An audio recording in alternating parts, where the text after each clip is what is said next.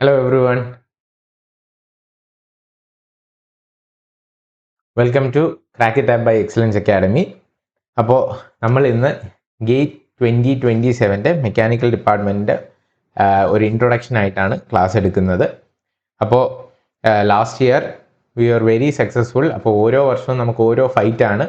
അപ്പോൾ this year നമ്മുടെ aim തന്നെ ഒരു ലെസ് ദാൻ 500 നമുക്ക് maximum amount of ranks excellence academy in mechanical engineering നമുക്ക് കിട്ടണം എന്നുള്ള ഉദ്ദേശത്തിലായിരിക്കും നമ്മുടെ ഈ എൻറ്റയർ ബാച്ച് പോകുന്നത്.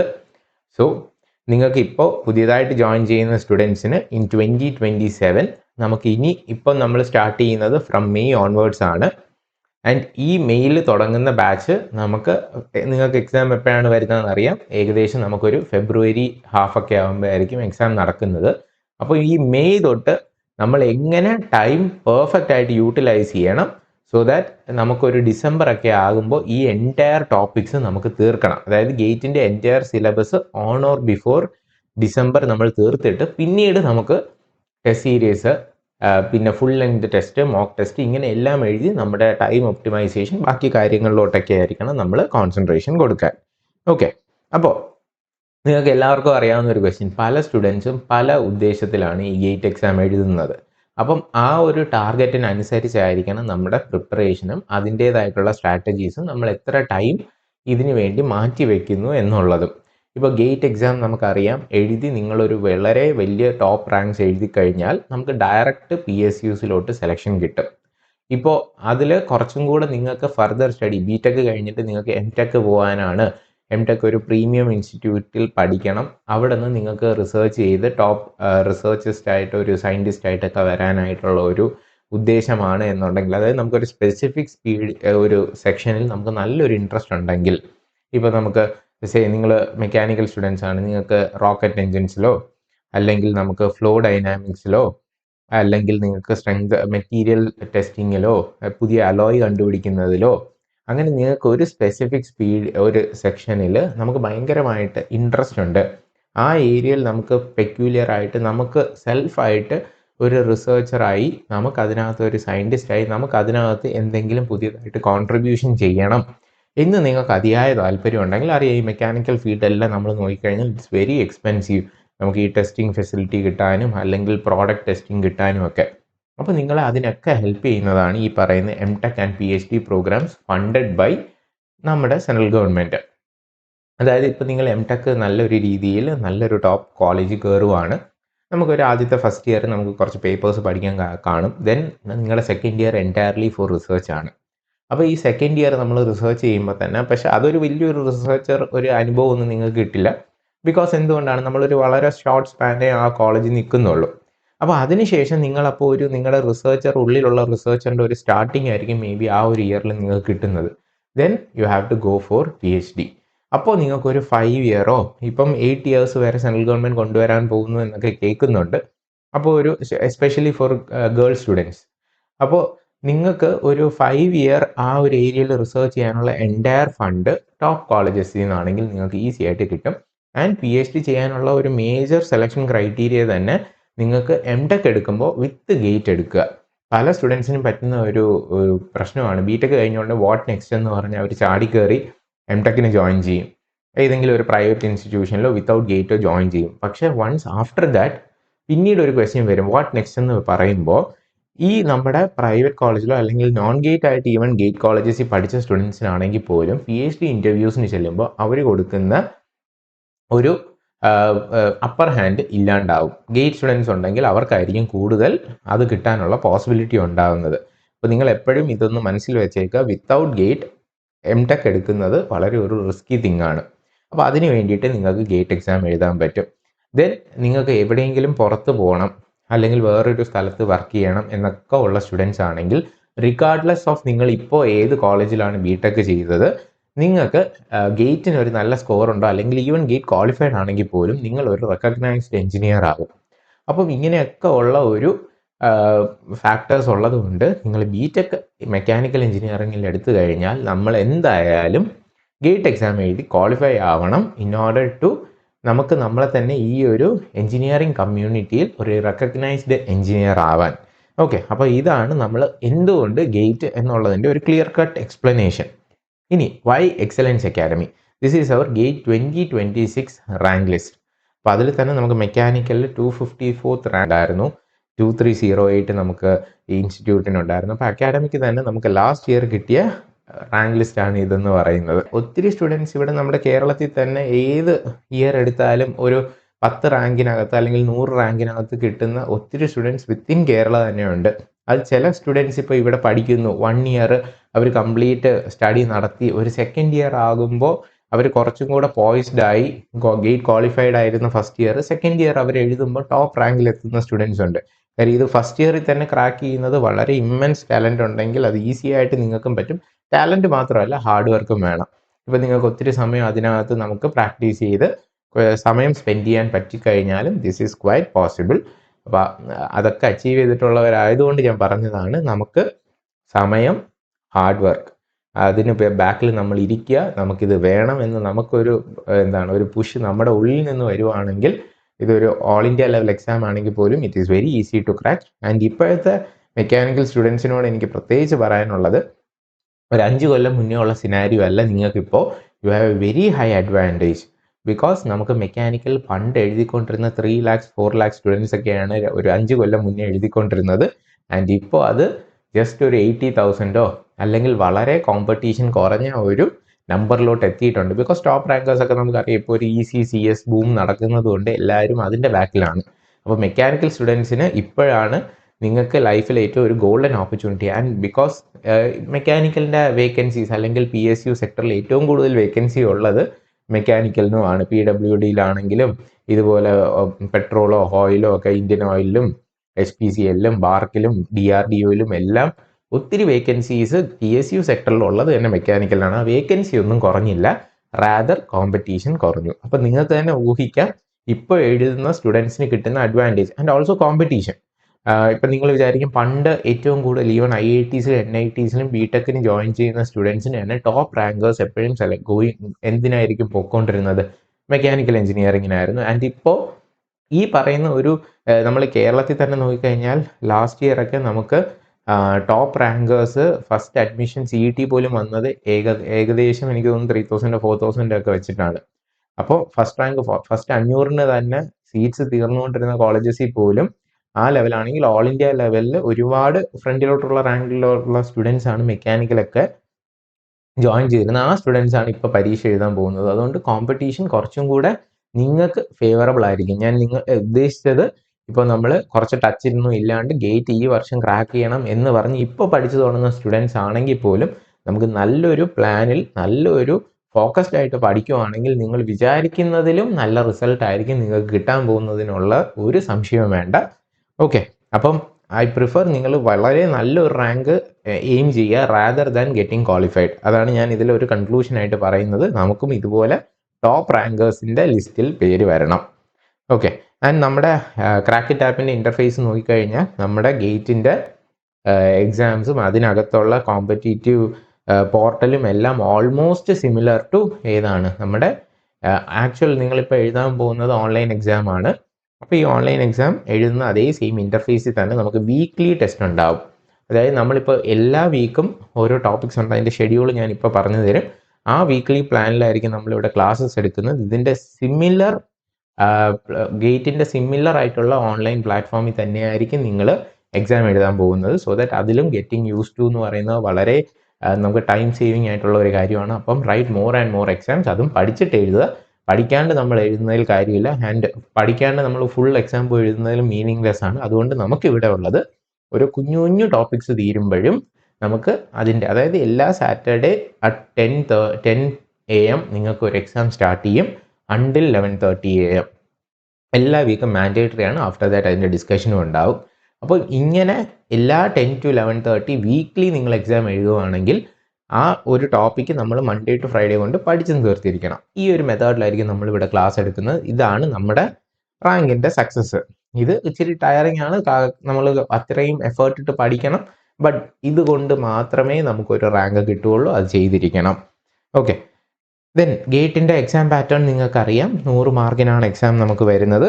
ഈ 100 മാർക്കിനുള്ള എക്സാം 65 ക്വസ്റ്റ്യൻസിൽ നിന്നാണ് 100 മാർക്ക് വരുന്നത്. 3 മണിക്കൂറാണ് എക്സാം. അതിൽ മൾട്ടിപ്പിൾ ചോയ്സ് ക്വസ്റ്റ്യൻസും ഉണ്ടാവും. പിന്നെ എന്തുണ്ടാവും, ന്യൂമറിക്കൽ, നമുക്ക് fill in the blanks type of questions ഉണ്ടാവും. 2 സെക്ഷനാണുള്ളത്. ആപ്റ്റിറ്റ്യൂഡും ഉണ്ട്, പിന്നെ മാത്സ് ഉണ്ട്, മെക്കാനിക്കൽ സബ്ജക്ട്സ് ഉണ്ട്. അതിൽ ആപ്റ്റിറ്റ്യൂഡ് 15 മാർക്സിന് സെക്ഷൻ 1 എന്ന് പറയും. ഈ എഞ്ചിനീയറിംഗ് മാത്സും സബ്ജക്റ്റും കൂടെ നമുക്ക് സെക്ഷൻ 2 ആണ്. അപ്പോൾ സെക്ഷൻ 1 ഉണ്ട്, സെക്ഷൻ 2 ഉണ്ട്. 2 സെക്ഷൻ ആയിരിക്കും നമ്മുടെ ഗേറ്റ് പേപ്പേഴ്സിൽ ഉണ്ടാകുന്നത്, സെക്ഷൻ 1 and 2. അതിൽ ഓരോന്നിനും ഓരോ മാർക്സ് ഡിസ്ട്രിബ്യൂഷൻ ഉണ്ട്. അപ്പോൾ സെക്ഷൻ 1-ന് 15 മാർക്സും സെക്ഷൻ 2-ന് 85 മാർക്സും ആണ്. 85 മാർക്സിൽ ഔട്ട് ഓഫ് ദാറ്റ് 15 മാർക്സ് എന്തിനാണ്, മാത്സിനും 70 മാർക്സ് മെക്കാനിക്കൽ ടോപ്പിക്സിനും. അപ്പോൾ മാത്സ് ഒരു ഇമ്പോർട്ടൻറ്റ് ഏരിയ ആണ്. പലരും മാത്സ് അവോയ്ഡ് ചെയ്ത് പഠിക്കാമെന്ന് കാണുന്നുണ്ട്. പക്ഷേ മാത്സിനും ഇച്ചിരി ഒരു ഇമ്പോർട്ടൻസ്, മാത്സിന് നിങ്ങൾക്ക് പഠിക്കാനുള്ള ഈസി ഒരു ഹാക്ക് ഞാൻ പറഞ്ഞു തരാം. അപ്പം മാത്സ് ഇച്ചിരി ബുദ്ധിമുട്ടായിട്ടിരിക്കുന്നവർക്ക് മാത്സിനൊരു ഭേദപ്പെട്ട സ്കോർ അവിടെയും നമുക്ക് കിട്ടും. അതുകൊണ്ട് നിങ്ങളുടെ ടോപ്പ് റാങ്ക്സിനെ അത് എഫക്റ്റ് ചെയ്യാനും പോകുന്നില്ല. ഓക്കെ, ദെൻ അപ്പം നമ്മുടെ ഗേറ്റിൻ്റെ സിലബസ് നോക്കിക്കഴിഞ്ഞാൽ ഈ എൻറ്റയർ 4 സെക്ഷൻസ് ആയിട്ടായിരിക്കും നിങ്ങൾക്ക് സിലബസ് കാണാൻ പറ്റുന്നത്. ദാറ്റ് ഈസ് മാത്സ് ഉണ്ടാവും, അപ്ലൈഡ് മെക്കാനിക്സ് ആൻഡ് ഡിസൈൻ ഉണ്ട്, ഫ്ലൂയിഡ് മെക്കാനിക്സ് ആൻഡ് തെർമൽ സയൻസും, പിന്നെ materials manufacturing and industrial engineering. ഇതിൽ സെക്ഷൻ 1 എന്ന് പറഞ്ഞ് കൊടുത്തിരിക്കുന്നത് മാത്സ് ആണ്. ഓക്കെ, മാത്സ് ആണ് എൻറ്റയർലി സെക്ഷൻ 1. അതിൻ്റെ ഡീറ്റെയിൽഡ് സിലബസ് ആണ്. അപ്പോൾ ഈ മാത്സിനാണ് ഞാൻ പറഞ്ഞ നേരത്തെ 15 മാർക്സ്. അപ്പോൾ സിൻസ് ഇതിന് 15 മാർക്സിന് ചോദിച്ചതുകൊണ്ട് ഇവർക്ക് ഇത്രയും സിലബസ് ആണുള്ളത്. ലീനിയർ ആൾജിബ്ര ഉണ്ട്, കാൽക്കുലസ് ഉണ്ട്, ഡിഫറൻഷ്യൽ ഉണ്ട്, കോംപ്ലക്സ് നമ്പേഴ്സ് ഉണ്ട്, പ്രോബബിലിറ്റി ഉണ്ട്, ന്യൂമറിക്കൽ മെത്തേഡ്സ് ഉണ്ട്. അപ്പം ഈ പറയുന്ന 6 ടോപ്പിക്കും കൂടെയാണ് ഈ പറഞ്ഞ 15 മാർക്സ്. അപ്പോൾ ഇതിനെല്ലാത്തിനും ക്വസ്റ്റ്യൻ ഉണ്ടാവണം. അപ്പോൾ പക്ഷേ ന്യൂമറിക്കൽ മെത്തേഡ്സ് ഇപ്പോൾ നമുക്ക് പഠിക്കാനാണെങ്കിൽ വളരെ സമയം കുറച്ച് മതി. അതിന് എന്തായാലും 2 മാർക്കിന് ക്വസ്റ്റ്യൻ കാണും. ലീനിയർ ആൾജിബ്രയും നമുക്ക് കിട്ടുന്ന ഉറപ്പുള്ള ഏരിയയാണ്, അതിന് 2 മാർക്ക് കിട്ടും. കോംപ്ലക്സ് വേരിയബിൾസിന് 2 മാർക്ക് കിട്ടും, പ്രോബബിലിറ്റിക്ക് 2 മാർക്ക് കിട്ടും. ഈ 4 സെക്ഷനും കൂടെ പഠിക്കാൻ നിങ്ങൾക്ക് വളരെ ചെറിയ എഫേർട്ടും വളരെ ചെറിയ ടൈമും മതി. ഈവൻ മാത്സിൻ്റെ ബേസ് ഇല്ലാത്ത ആൾക്കാർക്ക് പോലും ഈ 4 സെക്ഷൻ ഗ്യാരണ്ടീഡ് ആയിട്ട് പഠിക്കാൻ പറ്റും. പിന്നെ ഒള്ളി ഒരു കാൽക്കുലസും ബാക്കിയെല്ലാം അണ്ടർസ്റ്റാൻഡിങ് വേണ്ടത് നിങ്ങളുടെ +2 തൊട്ടുള്ള ഒരു കണ്ടിന്യൂറ്റി വേണ്ട ഈ 2 ടോപ്പിക്കിനാണ്. അതിന് ചിലപ്പോൾ ഒരു വെയിറ്റേജ് കൂടുതൽ കാണും, ഒരു 5 to 6 മാർക്സ് അതിൽ നിന്ന് ചോദിക്കാം. അപ്പോൾ അത് നിങ്ങൾക്ക് പഠിക്കാൻ അറിയാവുന്ന സ്റ്റുഡൻസ് ആണെങ്കിൽ ഓഫ് കോഴ്സ് അതിന് മാർക്ക് കിട്ടും, ബിക്കോസ് അത് ബേസിക് ഫണ്ടമെൻ്റൽ മാത്സ് ആണ്. ഇനി അതിൽ ബുദ്ധിമുട്ടുള്ള സ്റ്റുഡൻസ് ആണെങ്കിൽ ഇത് നിങ്ങൾ സൈഡിൽ കൂടെ പഠിക്കാൻ ട്രൈ ചെയ്യുക. ഈ 2 എണ്ണത്തിൽ നമുക്ക് വേണമെങ്കിൽ പഠിക്കണമെങ്കിൽ നിങ്ങൾക്ക് കൂടുതൽ അറ്റൻഷൻ കൊടുക്കാം, ഇല്ലെങ്കിൽ ബാക്കിയുള്ള ടോപ്പിക്സിന് കുറച്ചും കൂടെ കൂടുതൽ അറ്റൻഷൻ കൊടുത്ത് ആ 8 മാർക്ക് ഉറപ്പിക്കുക. അപ്പോൾ ഇതായിരിക്കണം നിങ്ങളുടെ മാത്സിൻ്റെ strategy. Then comes applied mechanics. നമ്മുടെ മെക്കാനിക്കൽ എഞ്ചിനീയറിങ്ങിൻ്റെ ടോപ്പിക്സ് സ്റ്റാർട്ട് ചെയ്യും. ആദ്യം നമുക്ക് സ്ട്രെങ്ത് ഓഫ് മെറ്റീരിയൽസും മെക്കാനിക്സ് ഓഫ് സോളിഡ്സും ഒക്കെയാണ് വരുന്നത്. Theory of machines, vibrations, then machine design. ഇത് ഇത്രയാണ് നമുക്ക് വരുന്ന applied mechanics and machine design. Basically വരുന്ന ഏതൊക്കെയാണ്, mechanics, strength of materials, theory of machines, vibrations, machine design. ഇത്രയും ടോപ്പിക്സ് ആണ് സെക്ഷൻ 2-ൽ വരുന്നത്. സെക്ഷൻ 3-ൽ നമ്മുടെ fluid mechanics and thermal science. Fluid മെക്കാനിക്സിൻ്റെ FM-ൻ്റെ ഫുൾ ടോപ്പിക് വരും, ഹീറ്റ് ട്രാൻസ്ഫർ വരും, തെർമോഡൈനാമിക്സ് വരും, തെർമൽ എഞ്ചിനീയറിംഗ് വരും. ഇത്രയാണ് നമ്മുടെ fluid mechanics and thermal science. Then comes materials manufacturing and industrial engineering. ഈ ടോപ്പിക്സിൽ വരുന്ന നമ്മുടെ material science, manufacturing engineering, production engineering പറയുന്ന casting, forming, welding, sheet metal, powder metallurgy, അങ്ങനെ എല്ലാ മാനുഫാക്ചറിങ് പ്രോസസ്സും വരുന്ന ഏരിയ ആണ് ഈ പറയുന്ന casting and forming. Then comes machining and machine tool operations. നമുക്ക് നമ്മുടെ mechanics of machining, basic machine tools, metal cutting, അത് എല്ലാം വരുന്നത് ഈ ഒരു ടോപ്പിക്കിലാണ്.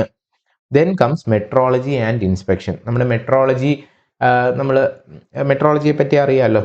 ഈ tolerance, interchangeable, limits, hole size, shaft size, അതെല്ലാം നമ്മുടെ ഇന്ത്യൻ IT റേറ്റിംഗ് വെച്ചിട്ട് നമ്മൾ എങ്ങനെ ഹോൾ സൈസും ഷാഫ്റ്റ് സൈസും ഡിറ്റർമിൻ ചെയ്യുന്നു വിത്ത് റെസ്പെക്ട് ടു ടോളറൻസ് വെച്ച് പറയുന്ന ഒരു ഡീറ്റെയിൽഡ് ആയിട്ട് ക്വസ്റ്റ്യൻസ് വരുന്ന ഒരു ഏരിയ ആണത്.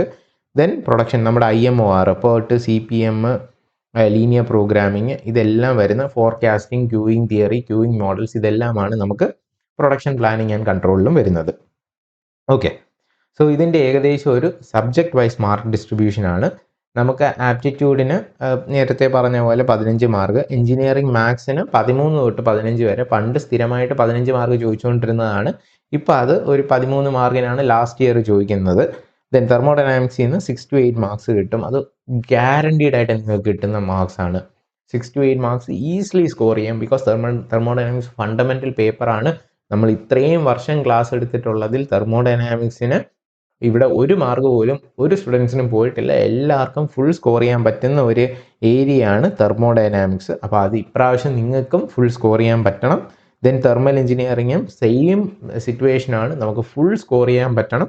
ഈ പറഞ്ഞ് ഇതിൻ്റെ രണ്ടിനെയും കൂടെ ഒരു 14 മാർക്സ് ചോദിക്കും. 14 മാർക്സ് നമുക്കിവിടെ ഗ്യാരണ്ടീഡ് ആയിട്ട് കിട്ടണം.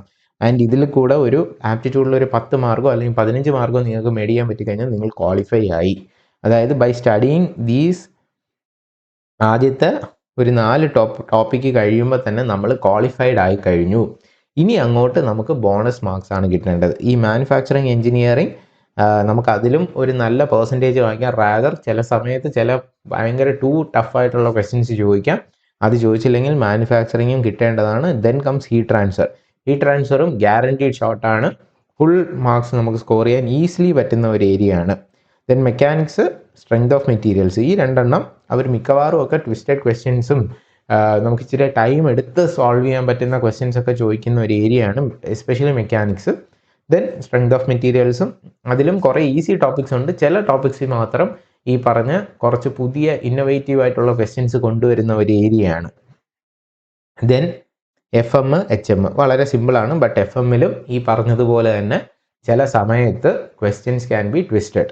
അപ്പോൾ അതും നമ്മളൊന്ന് ഹയർ കോൺസെൻട്രേഷൻ കൊടുത്ത് നമ്മൾ ടോപ്പ് റാങ്ക് മേടിക്കുന്ന സ്റ്റുഡൻസ് ആണെങ്കിൽ പ്രീവിയസ് ഇയർ ക്വസ്റ്റ്യൻ പേപ്പർ കുറച്ചും കൂടെ ഒന്ന് ഡീറ്റെയിൽഡ് ആയിട്ട് അനലൈസ് ചെയ്ത് ഒന്ന് ലെവൽ കൂട്ടി പഠിക്കേണ്ട ഒരു ഏരിയയാണ്. അത് നമ്മൾ ഈ കുറച്ച് സ്റ്റാൻഡേർഡ് ഇച്ചിരി ഹയർ ടെക്സ്റ്റ് നമ്മളിപ്പോൾ ബെൻസാലൊക്കെ വെച്ചിട്ടായിരിക്കും നമ്മൾ നോർമൽ എക്സാംസ് ഒക്കെ പ്രിപ്പയർ ചെയ്യുന്നത്. പക്ഷേ ഫ്രാങ്കം വൈറ്റോ അതുപോലെയുള്ള കുറച്ച് higher level of mathematical modelling FM-ൽ വരെ നമ്മൾ കൂടുതലും തിയററ്റിക്കൽ ഡെറിവേറ്റീവ് ഒക്കെ ആയിട്ടായിരിക്കും പഠിച്ചിരിക്കുന്നത്. അതിലും ഫ്ലൂയിഡ് കൈനമാറ്റിക്സിനൊക്കെ നമ്മൾ റാദർ സ്മോൾ ഇമ്പോർട്ടൻസേ കൊടുക്കാറുള്ളൂ. അപ്പോൾ അതൊക്കെ ഫ്രാങ്കം വൈറ്റിൻ്റെ ടെക്സ്റ്റൊക്കെ നോക്കിക്കഴിഞ്ഞാൽ കുറച്ചും കൂടെ നിങ്ങൾക്ക് ഹയർ ഒരു ക്വാണ്ടിഫൈഡ് ആയിട്ട് പഠിക്കാൻ പറ്റും fluid mechanics. Then theory of machines and vibration again ഒരു ഇച്ചിരി കോൺസെൻട്രേറ്റ് ചെയ്ത് പഠിക്കേണ്ട ഒരു ഏരിയ ആണ്. Then machine design, industrial engineering ഒക്കെ വളരെ എളുപ്പമുള്ള ഒരു ടോപ്പിക്കാണ്. ബിക്കോസ് അതിൽ നിന്ന് ഒരു 3 to 5 മാർക്സ് ചോദിച്ചാൽ പോലും ഇത് അധികം ആരും പഠിക്കാത്ത ഏരിയ ആയതുകൊണ്ട് അധികം ചോദിക്കുന്ന ക്വസ്റ്റ്യൻസ് സിമ്പിളാണ്. നിങ്ങളത് പഠിക്കണം എന്നുള്ളൊരു മാറ്റർ മാത്രമേ ഉള്ളൂ. മെഷീൻ ഡിസൈനും മിക്കവാറും ഒക്കെ ഈസി ആയിട്ടുള്ള ക്വസ്റ്റ്യൻസ് ആയിരിക്കും വരുന്നത്. അപ്പോൾ ഈ ഒരു മെക്കാനിക്സ് തൊട്ട് strength of materials, theory of vibration, ഇപ്പോൾ ഇത്രയും ഒരു 20-25 മാർക്സിനായിരിക്കും നമുക്ക് എപ്പോഴും ക്വസ്റ്റ്യൻ പേപ്പർ ഹാർഡും ഈസി എന്നൊക്കെ നമ്മൾ പറയുന്നത് തന്നെ. ബാക്കി റാദർ ഒരു 70 മാർക്സ് അല്ലെങ്കിൽ ഒരു 65 മാർക്സ് ഓൾമോസ്റ്റ് എപ്പോഴും ഒരു മീഡിയം ലെവൽ ഓഫ് ക്വസ്റ്റ്യന് താഴെ മാത്രമേ ഗേറ്റിന് വരുള്ളൂ. അപ്പോൾ ഈ 65 മാർക്സ് നമുക്ക് ഗ്യാരണ്ടീഡ് ആയിട്ട് കിട്ടണം.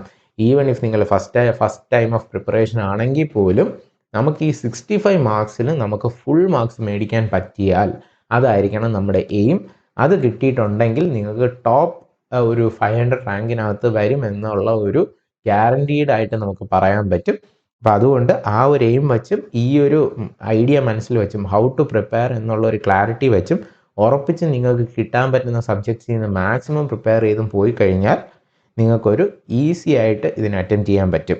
ദെൻ നമ്മുടെ ഒരു പ്ലാൻ, വീക്ക്ലി പ്ലാൻ, നിങ്ങൾ ഈ ഒരു പ്ലാൻ അനുസരിച്ച് പഠിക്കാനും നമ്മളിവിടെ ക്ലാസ് എടുക്കുന്നത് ഈ ഒരു ഷെഡ്യൂളിലായിരിക്കും. ഇങ്ങനെ ചെയ്തു കഴിഞ്ഞാൽ നിങ്ങൾ പോലും അറിയാണ്ട് സ്മൂത്ത് ആയിട്ട് നമുക്ക് ഈ ഏറ്റവും വലിയൊരു സിലബസ് എന്ന് പറയുന്ന ഈ ഒരു ഗേറ്റ് മെക്കാനിക്കൽ എന്നുള്ള ഒരു മാസീവ് സിലബസിനെ നമുക്ക് ഈസി ആയിട്ട് സമയമെടുത്ത് തന്നെ പഠിക്കാൻ നിങ്ങൾക്കൊരു പ്രിപ്പറേറ്ററി ടൈം അവിടെ കുറഞ്ഞു എന്നുള്ള ഒരു ഇഷ്യൂ ഒന്നും വരില്ല.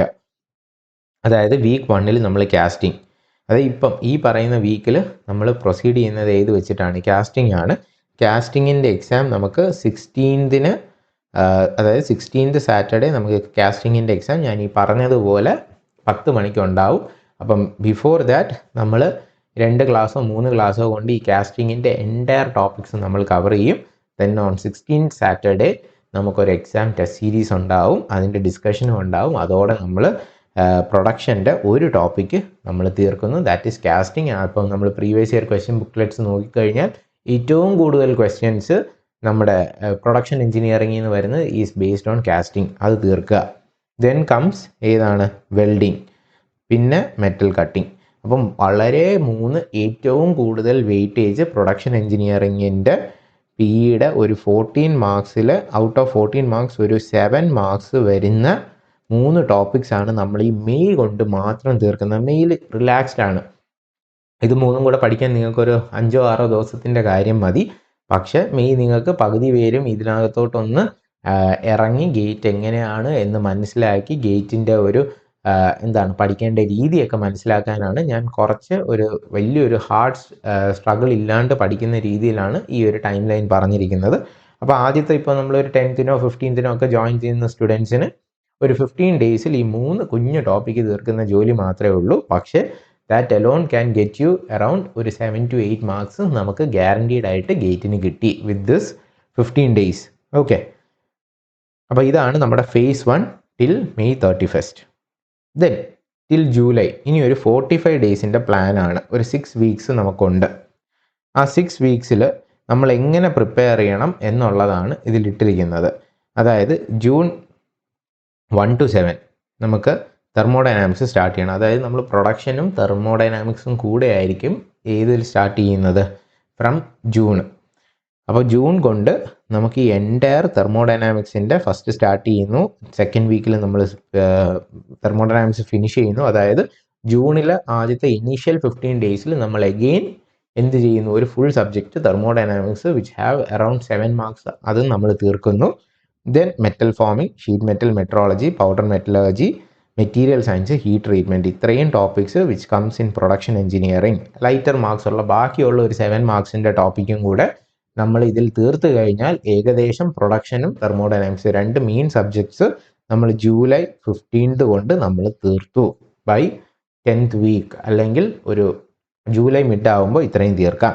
ദെൻ നമ്മുടെ പ്ലാൻ അനുസരിച്ച് ഫ്രം വീക്ക് 11 to 17 അല്ലെങ്കിൽ ടിൽ ഓഗസ്റ്റ് 30th അനദർ ഒരു 45 ഡേയ്സിൽ നമുക്ക് എന്ത് ചെയ്യാം, will start with thermal engineering.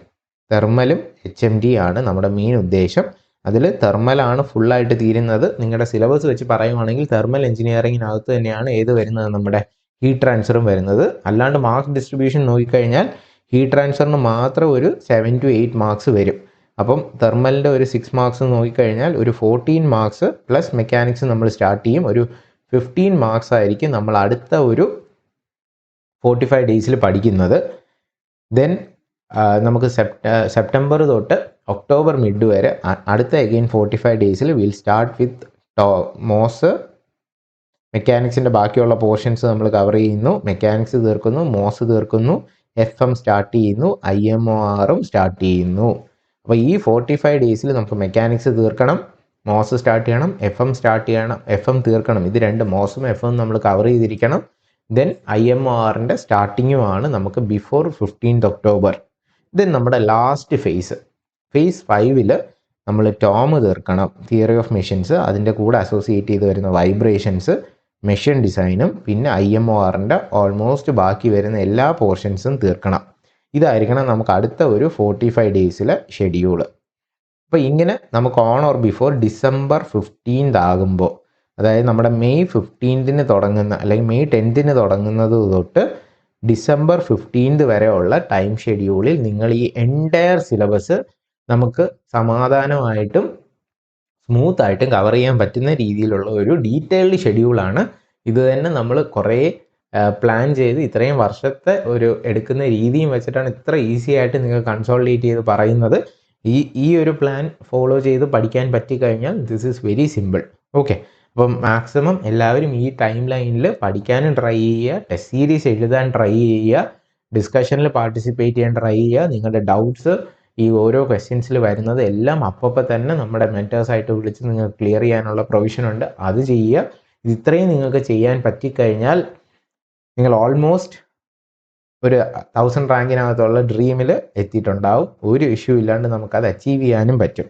Okay, അപ്പം ഇതിൽ ചെയ്യേണ്ട ഒരു കാര്യം, ഈ ഒരു പ്ലാനിൽ ഇതൊരു ലോങ് ടേം എക്സാമാണ്. നിങ്ങൾക്ക് ഒരു യൂണിവേഴ്സിറ്റി എക്സാമോ അല്ലെങ്കിൽ BTechൻ്റെ എക്സാമോ പഠിക്കുന്ന പോലെ 2 ദിവസത്തെ റിസൾട്ട് കിട്ടുന്ന ഒരു എക്സാമോ അല്ലെങ്കിൽ 3 ദിവസം പഠിച്ചു കഴിഞ്ഞാൽ പാസ്സാകാൻ പറ്റുന്ന എക്സാമോ അല്ല. It takes A long time of preparation.